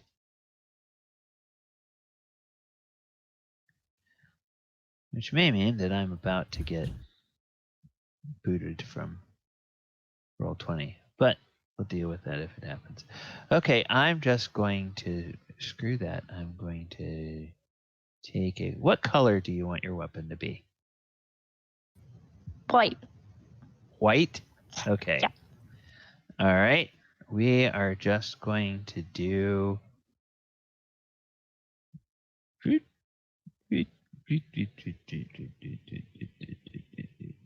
Okay. There. That is your ugly little spiritual weapon. Is it going to attack this guy here? Or... Yes, please. Okay. All right. So it's in that square. It's going to attack that guy. All right. Now, you go ahead, make your rolls. Okay. That is going to miss with the spiritual weapon.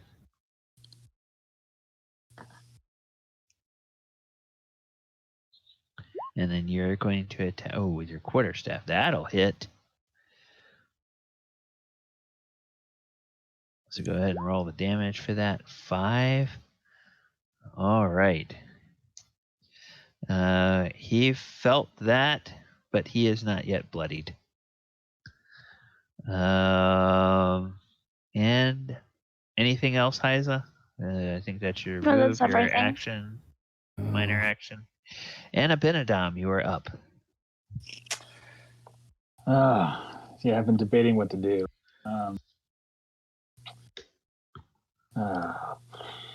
Well, I think I wasted an invisibility spell. I'm going to These guys are only going to spread further, so I'm going to go ahead and cast Fireball, and I'm going to shoot it for right here. So I get 5, 10, 15, 5, 10, 15. So I guess it's this right here. If you center it on this guy right Okay. here, it'll hit everybody and it won't hit her. 20-foot radius. Well, I can protect her. It's a 20-foot. Oh, it's a 20-foot radius. That's right. Yes, 40-foot diameter. So, okay, yeah. So right, yeah. Way down here. I'll go for this. Yeah, I'll aim it right here for this. Okay, so For this guy right here. I forgot it was a radius. And then,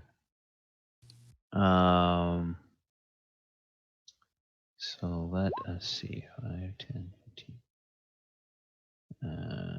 5, 10, 15, 20. Oh, yes, some crispy.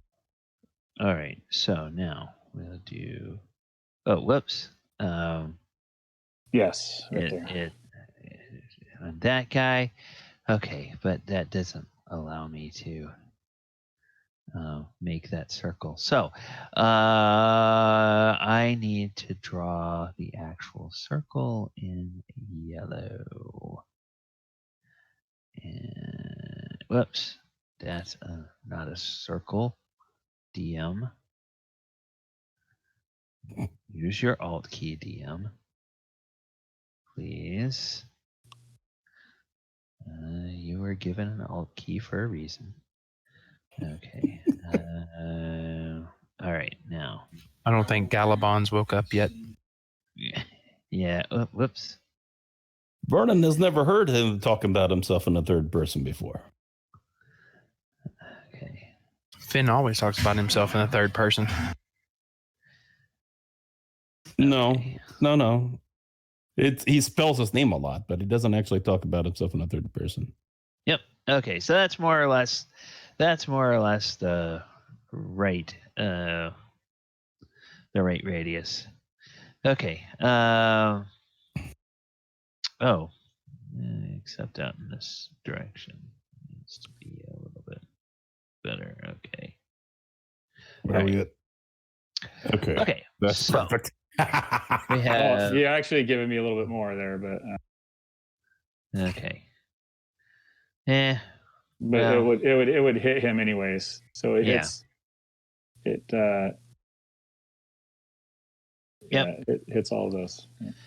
Okay, so they all need to make dex saves, and what is the DC? 15.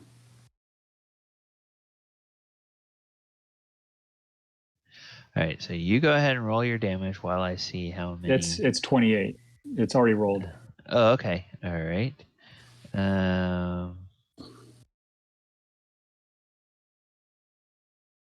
Much better than the 17 from last week.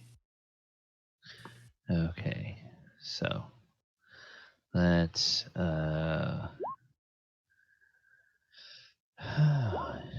2, 3, 4, 5, 7, 8, 9, 10. Oh, jeez. Okay, so.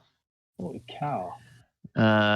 So there's 1, 2, 3, 4, 5. Wait, did I roll too many times? 1, 2, 3, 4, 5, 6, 7, 8, 9, 10, 11. Nope. There's. So there's only 10 because one's already dead, right? No, there was 12. Yeah.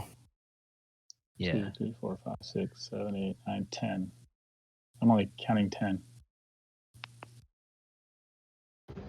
One's not in the field. One's already dead. So there's 10. Yeah, you hit half out of. You there's got only 5 10. out of 10. Oh, okay. All right. There were supposed to be 12, but then I didn't put as many as I was supposed to on the field. So, all right. And on a failed save, they get half. You did put 12. One's dead. One's outside the area of effect. and Okay. Yeah. Okay. So 1, 2, 3. Failed save, they take the full damage. If they pass their Right. save, they take half damage. Yes. So let's figure out. 5 of them take full damage. So we'll start up here at the top, and we'll call this guy number 1. He fails, so he is just dead. 28 is enough to hit him. This guy takes half, which means he is extremely bloody. This guy fails, so he is dead. Go. All right. Then this guy fails, so he is dead. This guy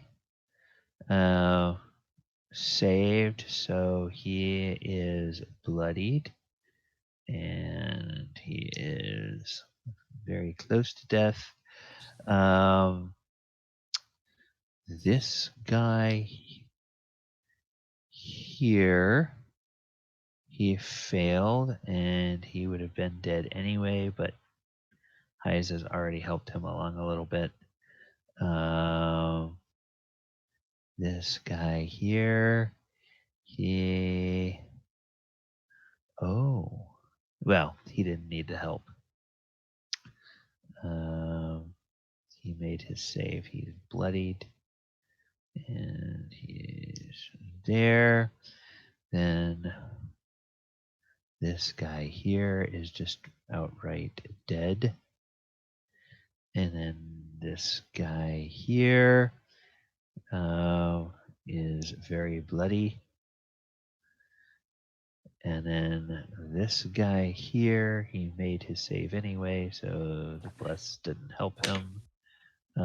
He's very bloodied, and he is... All right. So, yeah. This big, huge area of fire erupts. And half of the orcs scream and die. The others all scream, and they are left like Yosemite Sam after an accident with some dynamite. He's just all covered with smoke in his face and everything. So there we go. All right, Abinadom, anything else, or have you caused enough mischief? I'm just going to go 5, 10, 15, 20, 25, 30. No, take that back. No, I'm just going to stay where I'm at. And Okay. Bandit, I'm just going to keep Bandit. He's not going to be involved in this fight, since we don't have a token. Ooh, what happened to the initiative order? Oh, crap. I closed the window. All right. Then, Finn, you are up. You know something, guys? Ab's a whole lot better than the one he started. Thanks for leaving me one. There's more than one. Not for long. That's a scary notion. Ladies and gentlemen.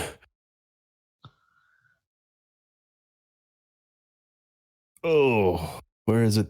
I can't find it. Ah! That's a really bad way to mess up a...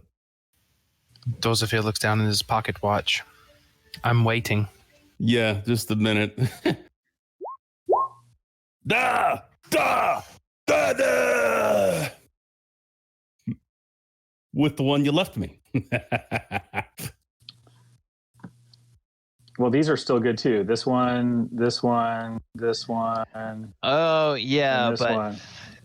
he has... Yeah, he has going after a them. wisdom save. What is your spell save DC? Finn, what is your spell save DC? Spell save DC 15. Oh, he just makes it. Okay. You made a monkey out of him. All right. So this He also guy. He also had a D4 added. Oh yeah, he did. So, which he made it anyway, but we'll just for giggles and grins. So it's a 16. Oops. Total of a 16.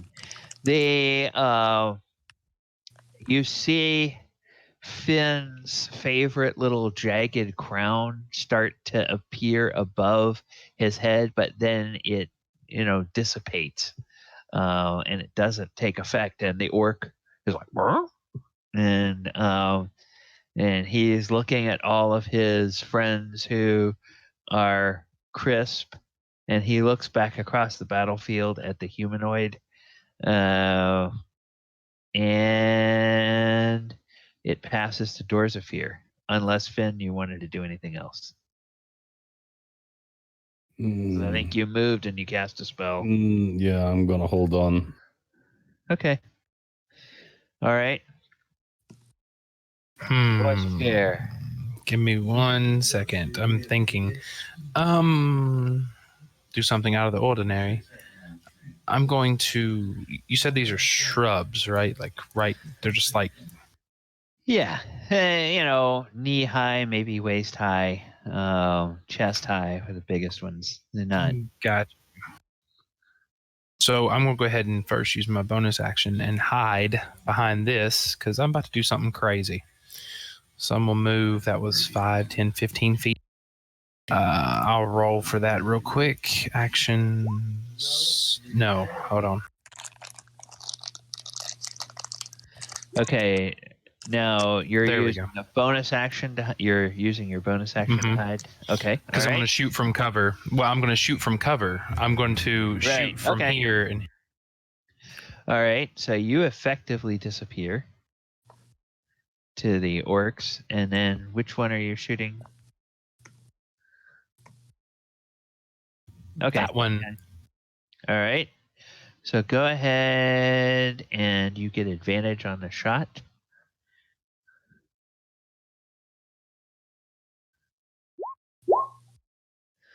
Oh wow. That's either one. Okay. So we'll Take the 11 first and one. 8, that's 19. How do you want to kill this guy? Crossbow bolt right through the heart. Okay. And he falls over and he is dead. And Xanth. Shot to the heart. Oh, yes. And Dorsey's to blame. Xanth looks around and says, "Oh, well, I have been waiting for a chance to get some revenge." He steps up, he takes his longbow, and he fires at this guy. Actually, he's going to fire a shot at this guy because he's got the range, I think. Yeah, that's 70 feet. So he will fire at that guy, and we'll see what happens. AC 12. Okay, so that misses. It comes close, but it lands at the humanoid's feet. And AC 12? Yep. So a 12 doesn't hit an AC 12? AC 12 does not hit, no. No. Gorrim, you are up. Gorm's going to move up to here and take out his 2 hand axes and hurl them at this dude right here. Okay. That's a hit. Okay. Okay, your hand axes connect. And how do they kill this guy? Just hit him in the head. Okay. He Axe sticking up sprouts between he sprouts a couple of axes from his head and he falls over. Okay. Then that'll be Orm's turn. The All right, let us take a look here. I need to look up something. And let's see.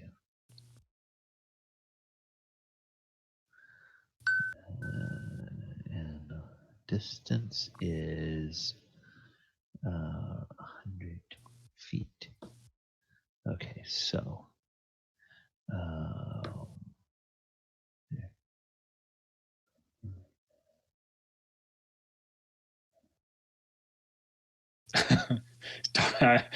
Who's he targeting? Who's she targeting? okay. All right. So, moves over here and casts a spell. And let's see,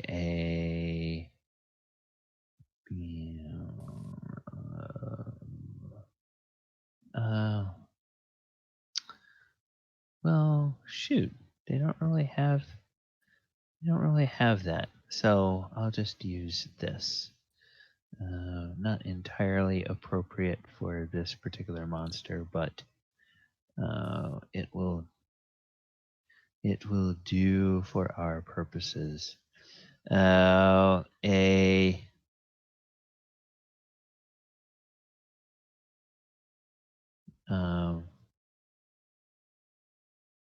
happened? I seen that. That was cool. Oh, Was that like we saw a flame come straight out from you. Oh, okay. Well, it's supposed to be a lightning bolt. I thought it was supposed to be an earth-shattering kaboom. That's what I was afraid of. Yeah, so... She just had a massive burp of fire. Gorrim, Dorzaphir, and Abinadom. I need all three of you to make a dexterity save, please. Oh.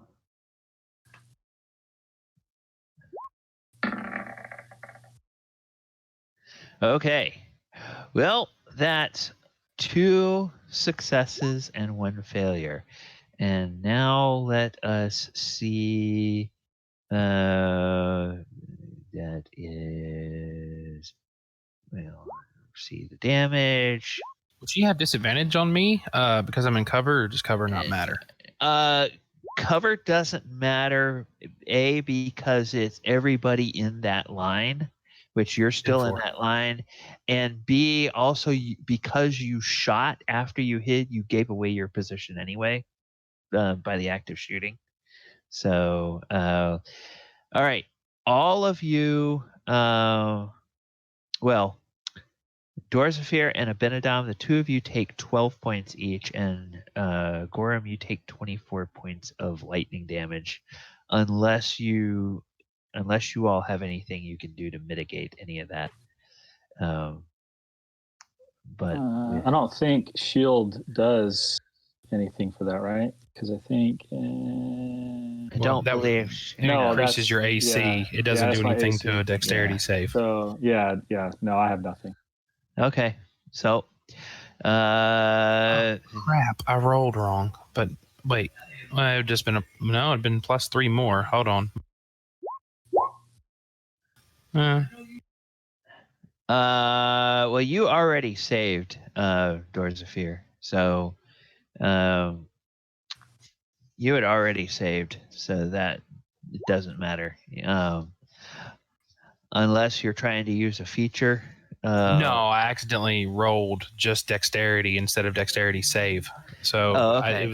yeah, but it's the same roll practically. Yeah. Okay. Well, your first roll was higher, so. Yeah. Yeah, you would actually add 3 to your first roll. It would have been a 19. Oh, good point. Yeah, I didn't think about that. Yep. Okay. Yes. Oh, yes, Hyza. Okay, you got hit by that too. I think she takes the same damage as him, though. So yeah, it splits the damage. But so it gave me resistance. It gives me resistance, so I Right. only take Gorrim, Yeah. Gorrim takes 12 and Hyza takes 12 instead of Gorrim taking 24. Yeah, it's just tricky wording. Yeah. All right. Well, she moved. She cast a spell, and now the orcs go. And the orcs see. They look around. They see most of their fellows are dead. They see that their leaders, powerful lightning magic didn't seem to do squat. And they all go, ah! And they do like Kermit the Frog, and they start running away. So they all just run as far as they can. 1, 2, 3, 4, 5, 6, 7, 8, 9, Come 10, back and fight, you cowards! 11. Yeah. All of them who are left alive, they all run off the field of battle. So they are basically gone. And we will just remove them from the battlefield. Okay. So there are no more orcs in play. And L, that means you are up. Draw my bow and take my aim very slowly. And I'm going to let off a double shot at this. Is this a female? Orc? Is that an orc? Hello? She is a half orc, it looks like. Half orc, okay. I want to shoot her twice. Oh boy.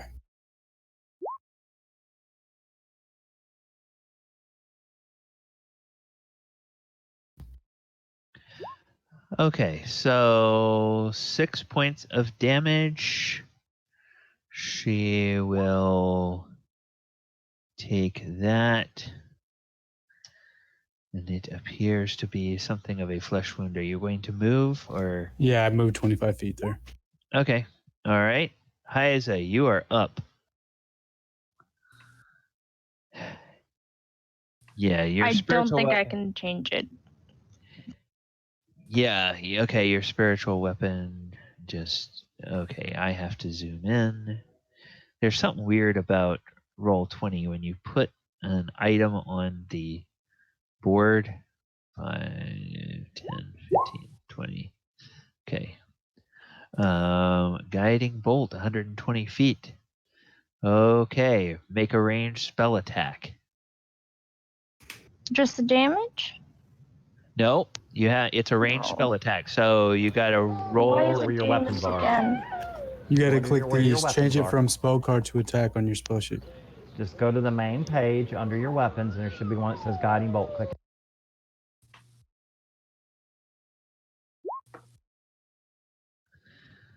Okay, so a 9 is not going to hit. So that will miss.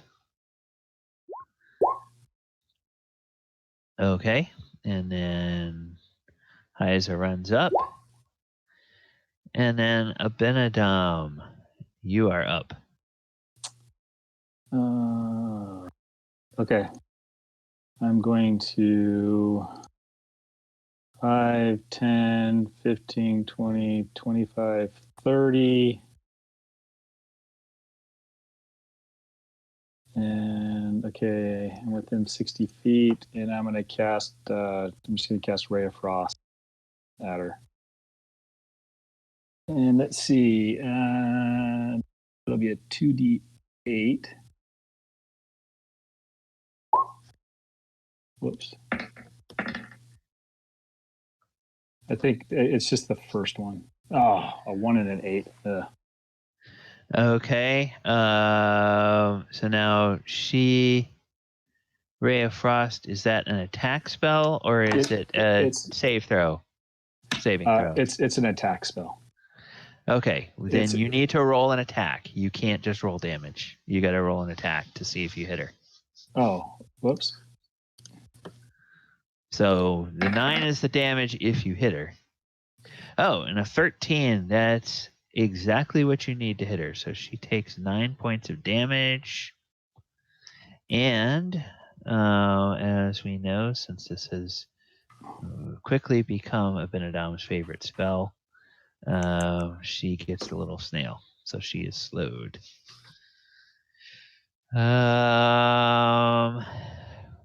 Which that's not good for her.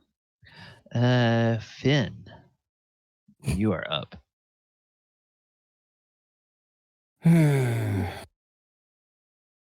What's the range on this guy? Man.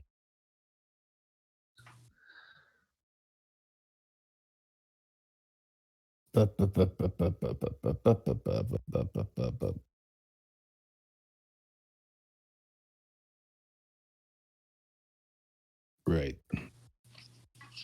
Thought I was over by one.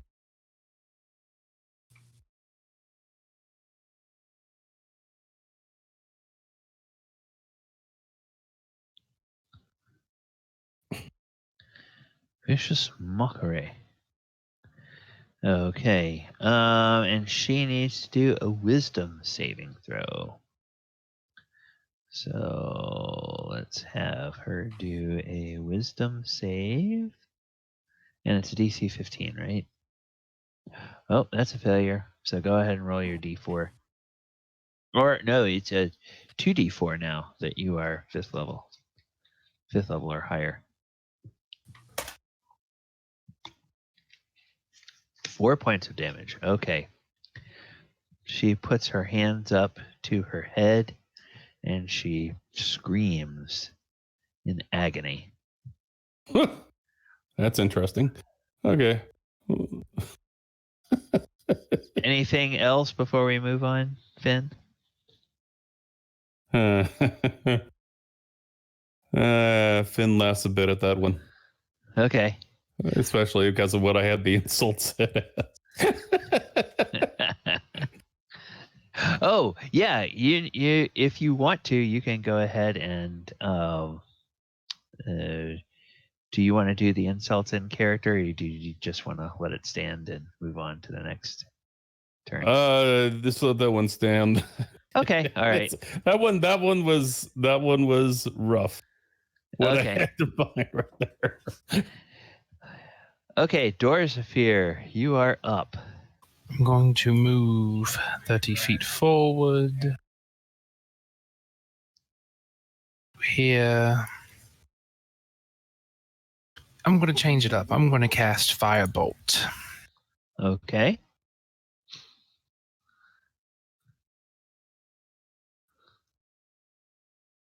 Ooh. Oh, yeah, that'll hit. Snap my fingers, point, and fling. Okay, and that is... All right. So she feels that.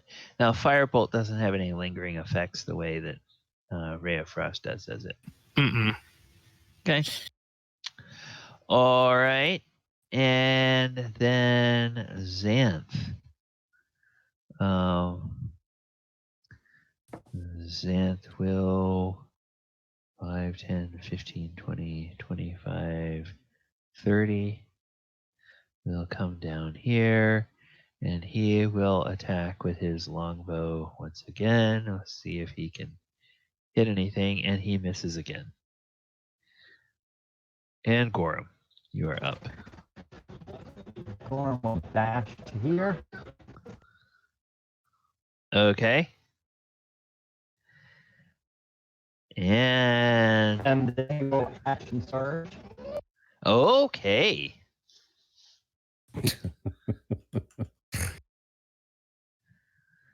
$19. Oh. So 14 and 8. So that's a total of 22. Well, that definitely bloodies her. And so she is now bloodied.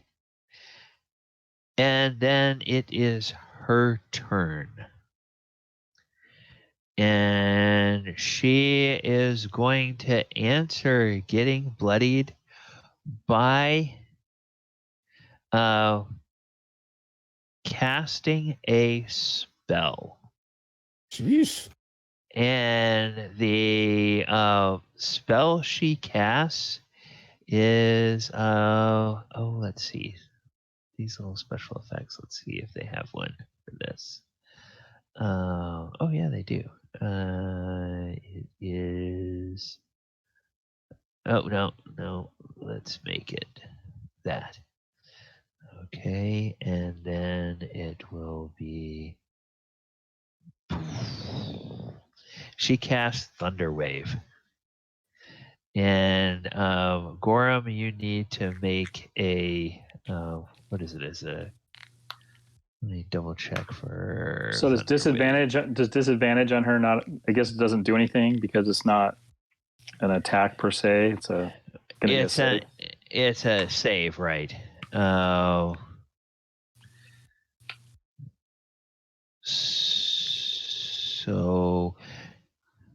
the save is a Constitution save, which is probably pretty good for a dwarf.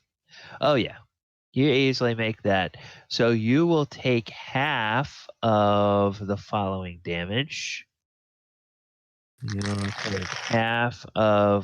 You'll take 3 damage, which gets split, which means you take 1, and Hyza, you take 1.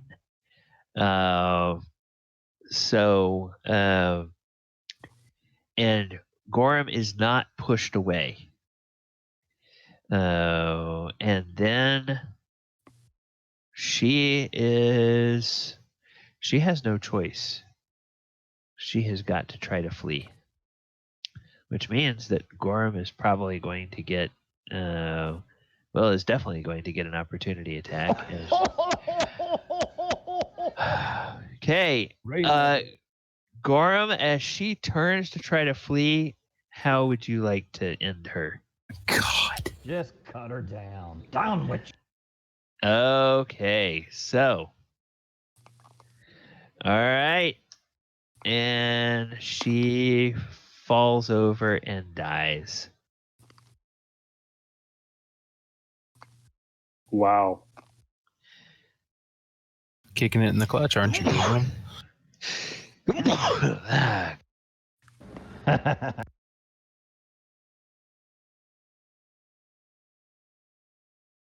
No, I calculated my moves from the beginning.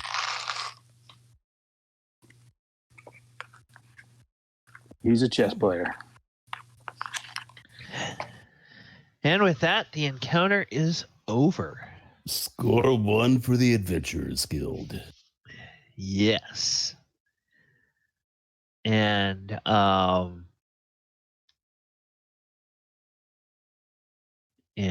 they Xanth moves up,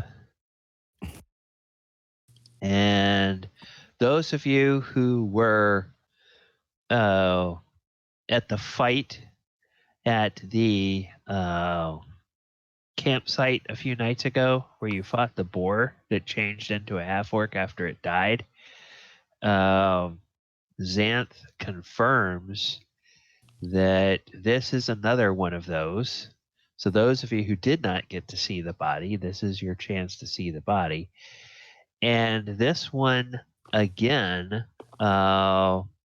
just like the other one that you found and fought, has that tattoo of a stylized boar head on its chest and up to its shoulders on either side of its neck, and going down towards the breastbone. Yep, that's just what the other one looked like.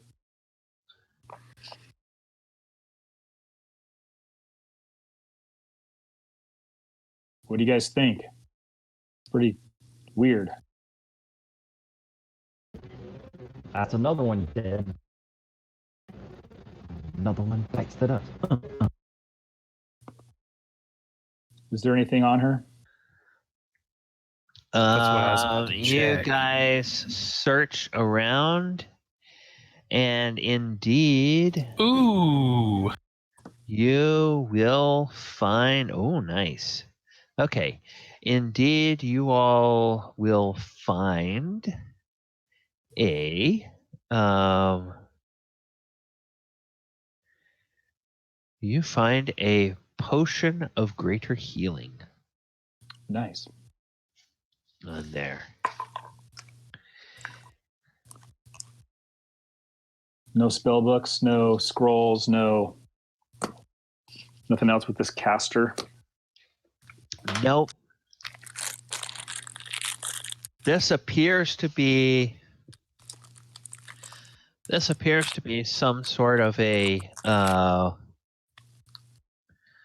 ritual type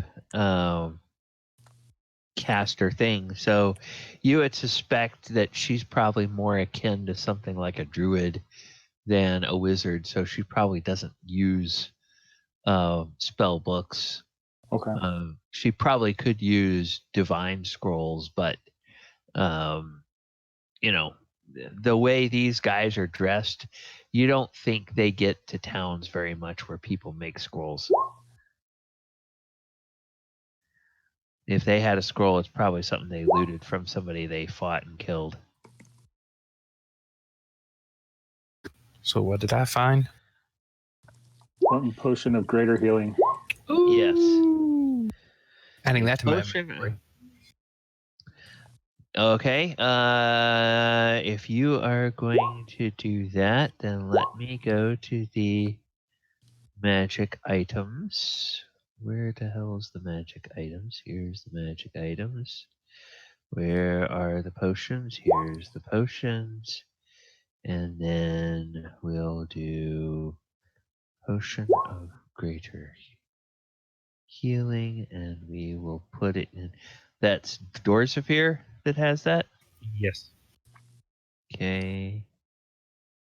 And we'll do that. Okay. So it's now in your journal, and that gives you 44 plus 4. Restores 44 plus 4 hit points when you drink it. Nice. I also added it to my D&D Beyond. Yeah. But it's just a nice reminder when you look at your journal in Roll20 that you see, oh, yeah, that's there. Okay, so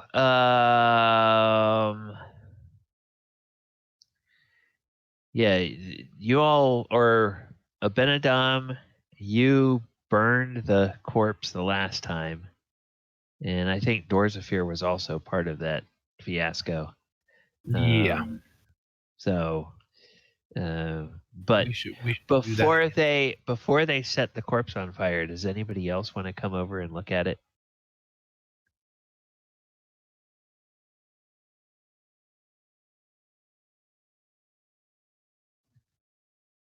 We're out of combat, so you don't need to worry about how far you can move in one turn. Okay, I guess not. So we will just say that the corpse is immolated. You all spend maybe another hour or so doing that. What about the orcs? Are you guys going to do anything with the slain orcs? Stack them and burn them. We'll just search them. Search them first. I assume they just have some crude weapons, or yeah. Okay. So let me see how many corpses are littering the battlefield. 1, 2, 3, 4, 5, 6, 7, 8. So there you have 8 orc corpses. So you receive. Were there initially 12? Where did the 12 go? Did the other ones? They disappear? ran away. They ran away. Oh, they right. ran away from the battle. 8 great axes. 8 javelins. 8 hide armor. Okay, and then let me take a look at these over here. Oh yes. Okay. So we'll do.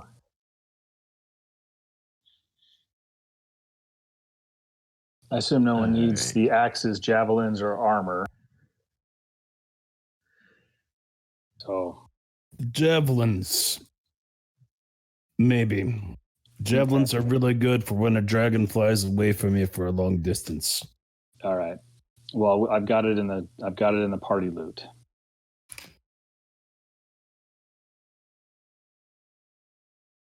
We can randomly just divvy it up across our horses. I'll leave. Javelins only have a range of about 30. Javelin? Yeah. Yep.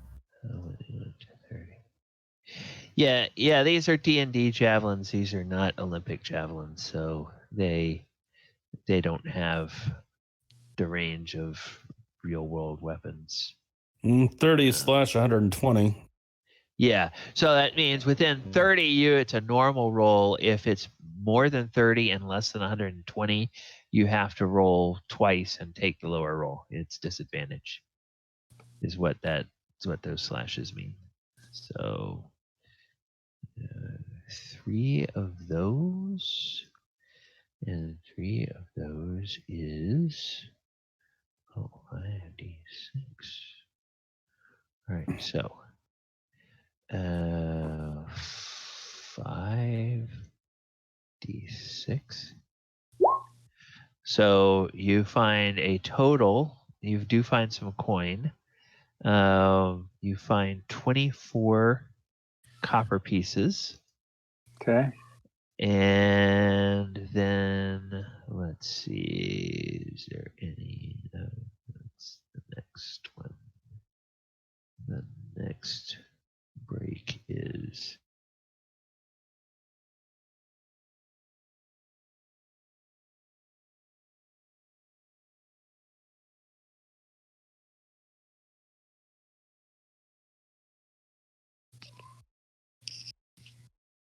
Oh, no, I'm sorry.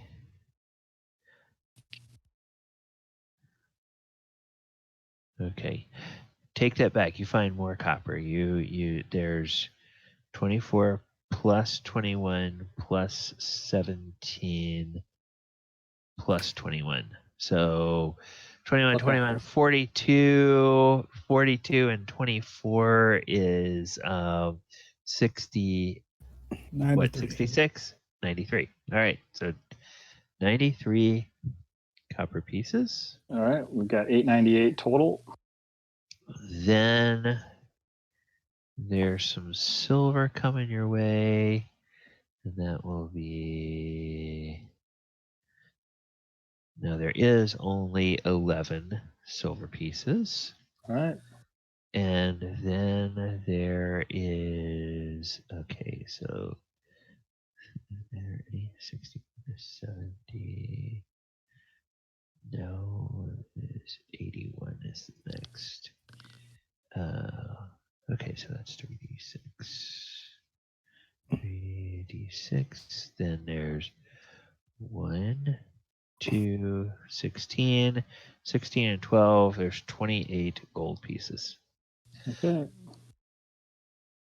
So that's the loose coin that those guys are carrying.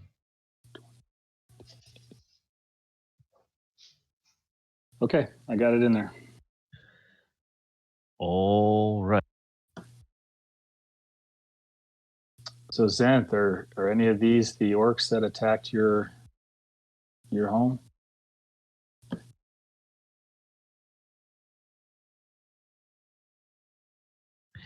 He says, yes, they look to be, I cannot tell individuals apart, but they look to be similar to the ones that attacked. And they're obviously with this orc that I presume is a shapeshifter. Although we did not see her do that trick like we saw the one the other night. Or like you saw the one the other night. How far away are we from what's the place called? Circle of Stone? Circle of Thunder? Oh, Circle of Thunder? Yeah, it's about another 2 hours to the north. Okay. And as you all look to the north, you can see maybe half a mile away the forest gets thick again. And you can see in that direction in the distance, you can see what looks like storm clouds are growing in that direction.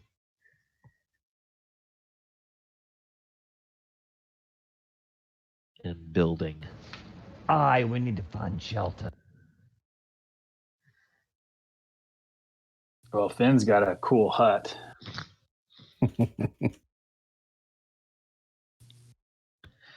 Yeah, that'll work. So we will say that it takes roughly an hour for you to loot the bodies, strip all the stuff off of the orcs that you want to take, pile everything up, put stuff together to build a fire, and then ignite them and get them burned. Meanwhile, those of you who are injured and need to can probably gain the benefits of a short rest if you wish.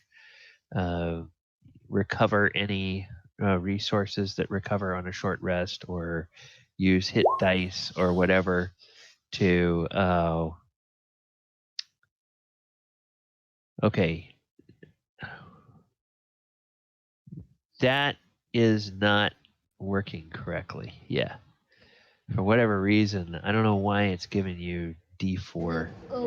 For some reason, it's just the pages are now default to die 4. You have to go change it under the gear. Oh, that's weird. Okay. That's clearly something that is not correct. All right. So that hour passes. Y'all gonna continue on?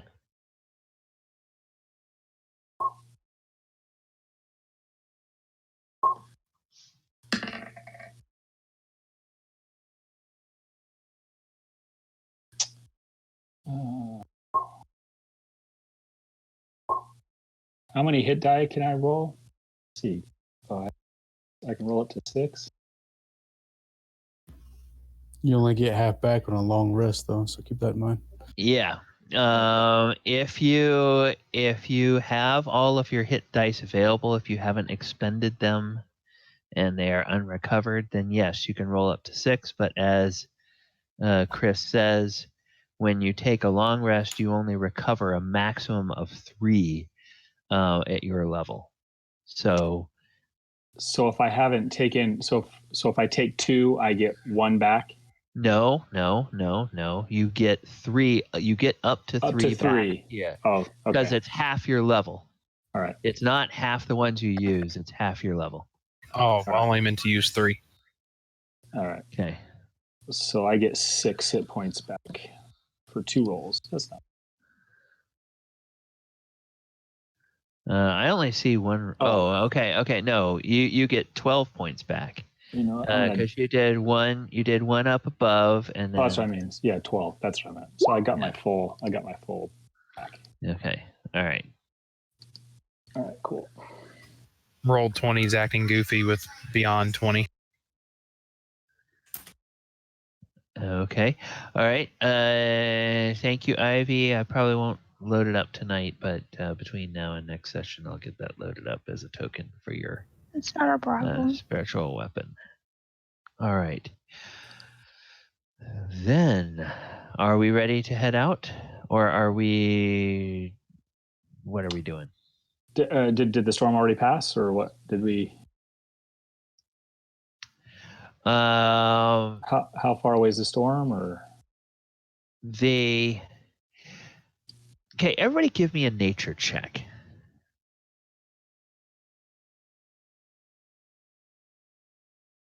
Is it a natural storm?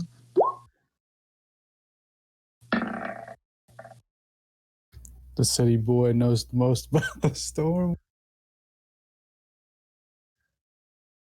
Thank you. I don't think so. Okay. Well,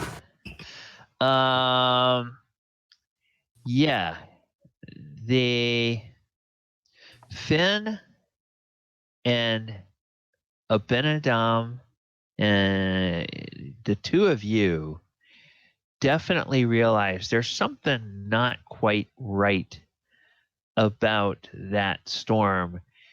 And L too. L got it too. Yeah, L. Okay, yeah. Now L would know that something looks weird about it, but the two casters would realize this looks similar to the effect of what might be caused by some kind of a ritual. A ritual of maybe some sort of druidic storm magic. And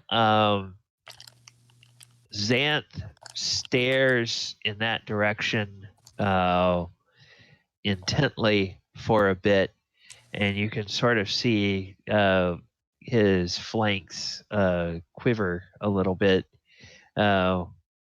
And then he looks at you and he says, "That looks disturbingly like it's very close to our destination, the Circle of Thunder. I wonder if those casters are up to something."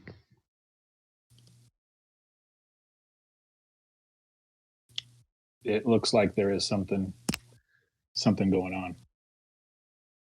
That isn't natural. Sometimes when you call down the lightning, you reap the thunder.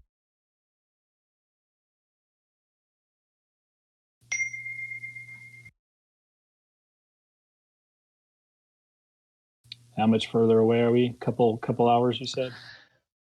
Yeah, a couple hours. And Abinadom and Finn, Abinadom, you've studied about this, and Finn, you definitely have heard stories, about this from some of the songs you've sung and tales you've told and swapped with other bards along the way.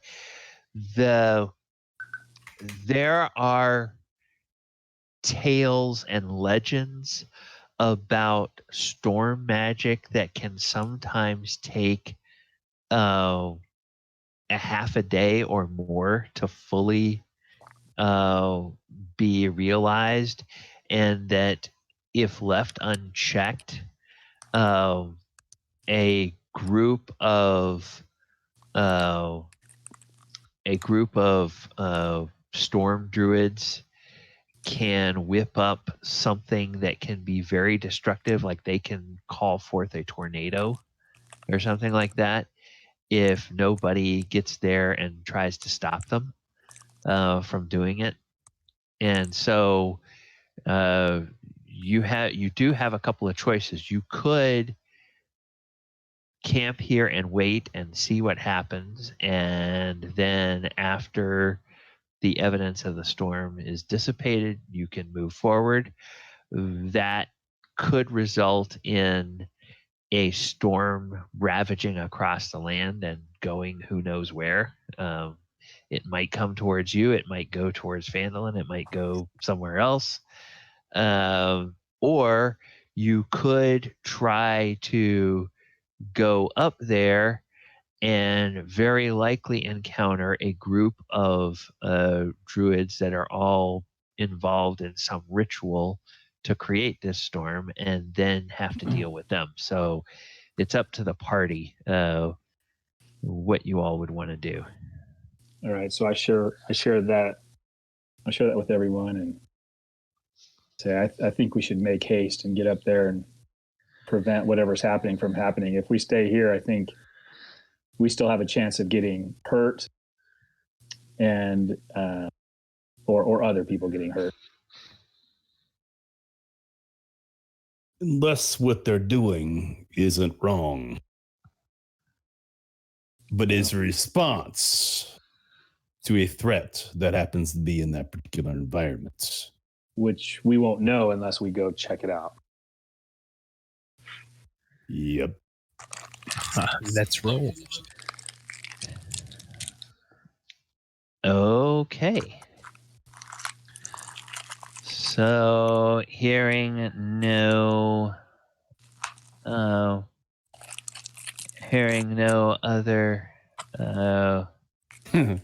dissent with that, we will go ahead and we will move our view. We are such meddling kids, we need to get a pet dog. We're curious. Yes. Well, we got Bandit. We got my owl. We got to unmask some people. Okay. Oh. Okay. And then I need a good half-orc name. Let me go over here real quickly and grab a half-orc name. Because I failed to put that on the... Oh, yeah. Oh, gosh. Shakalaka.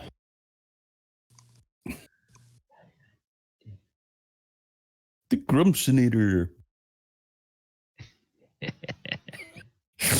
I'm totally the Grumptionator, dude. Yeah, so... And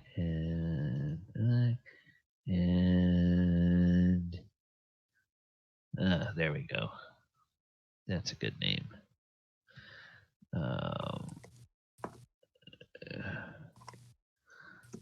So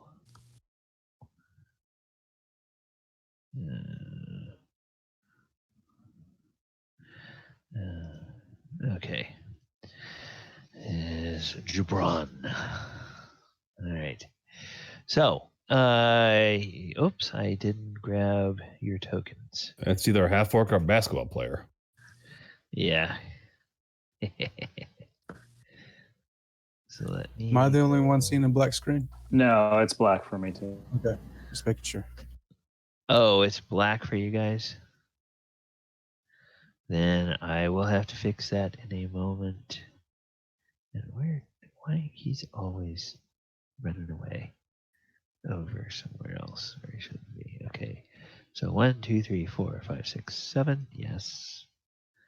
That includes everybody. And then you guys are coming essentially from the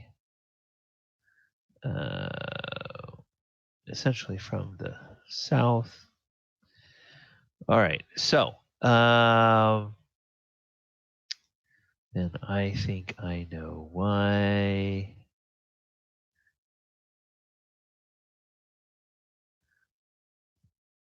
This is set up that way, and it. Okay. Do. Okay. Now, I am going to open up the line of sight here. Oh, come on. Damn stupid thing. I see turn order. Okay. Yes.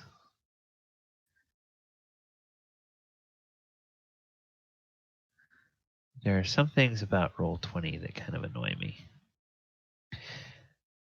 Now, there's one thing about the way they designed this map that annoys me, which is there's little sub areas that are actually off to the side, And that's why they block everything out, because the sub areas, instead of being away from, they actually crowd out part of the main area. So I'll just open up the spots that you guys can see that are not sub area. Okay. So, oh, whoops. Wait, now let me do this. Oh, crap.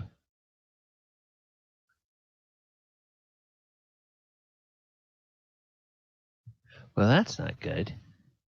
Reload your...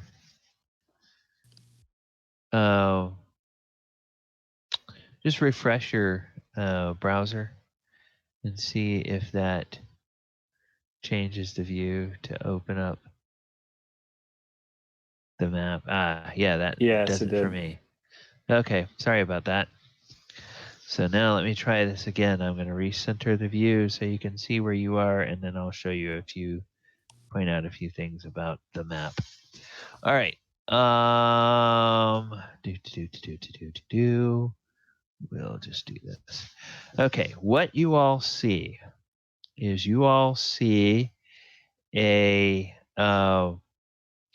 circle of stones, and as you have been approaching, of course, this storm has been growing more intense, and there's more. You can begin to see like crackling lightning as you get within the last maybe half mile, and there's the peal of thunder from these roiling black clouds that are centered above this stone.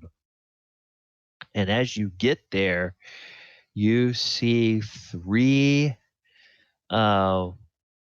half-orcs that look very similar to the one that you just killed, that are all gathered around the center of this area, and they have a structure that looks like a have you ever seen, like, when people build a bonfire, you know how they build that kind of cone of logs in the middle, and pack all the kindling around, and then that becomes kind of the center of the bonfire? There is a structure made of logs that reminds you a little bit of that, but instead of having kindling piled around, there are 3 carcasses, and it takes you a bit to realize exactly what you're looking at until you study it. But those of you who are used to being out in the woods will know pretty easily. It's the carcasses of 3 deer. And what they have done is they have lashed these deer carcasses to this framework, and they have bisected the carcass down the middle from its throat down to its gullet, and they have opened up the inside, and basically they have pulled the entrails and the organs out and laced them around the carcasses, and they are chanting as they are going around, and they appear to be in some kind of ritual, and you can see the ground underneath this structure is starting to tremble as if something from below is imminently about to emerge. And we have reached 11 o'clock, so that's where we'll leave it. And we will pick up with that next session. Yay. Yay. So, yeah, you have gotten here before they have finished their ritual, but Yeah, something nasty. Something fishy's going on. Yeah. All right, guys. Well, thank you for putting up with my with all of my technology issues and my being a little bit slow at getting everything ready today. Hope you all will continue to be safe and have a good week. Michael, certainly hope everything goes well with getting your house restored and back. And Wesley, as always, take care out there on the front lines, man. That's I'm definitely gonna. And hey, everybody, real quick before we leave, I am a part of a online convention that's free. That's going to be happening on the 25th. It's a Saturday, so it will start streaming at 2 p.m. We have a bunch of guests going to be doing live streams and everything. So, and there will be gaming. You can go to a gaming channel. It's interesting. Just look up COVID Con, and it's online. Okay, COVID Con. All right. Yeah, if you can drop that in the Discord at some point so that everybody can see that. And we'll try to remember, because we'll meet again next week. I think we have 2 sessions before the 25th. Yeah, that's awesome. I'll post it in there. Yeah, we're doing a whole online convention so people can feel like they're going to a con, but it's at home. Okay, that's awesome, Michael. Thank you. Yeah, I think I've heard a couple of different people talking about doing similar things to that, but I have been so busy with work and such that I haven't had a time to look at it. Even though I've been working from home, it seems like I'm working longer hours now. So because you're tired of staring at them 4 walls. Yeah, that's probably what it is. Yeah. Okay, great. Well, we have had one intrepid viewer who has been hanging out the whole evening, so thank you very much, CKC, for being with us this evening. And players, I will wish all of you a great week, and please be safe. Go ahead, James. Just a quick question. So you've mentioned Circle of Stone and Circle of Thunder. Are those 2 different locations, or is it the same? No, the actual name is Circle of Thunder, and the description of it is that it's a circle of standing stones. Oh, okay. So I don't know whether I had given you a different location name at one point, or whether I was describing it and you jotted down Circle of Stones. Yeah, that's probably it. All right, yeah. I just want to make sure. Cool. Yep. All righty. And I'm going to go ahead and end the stream. Good night, everyone.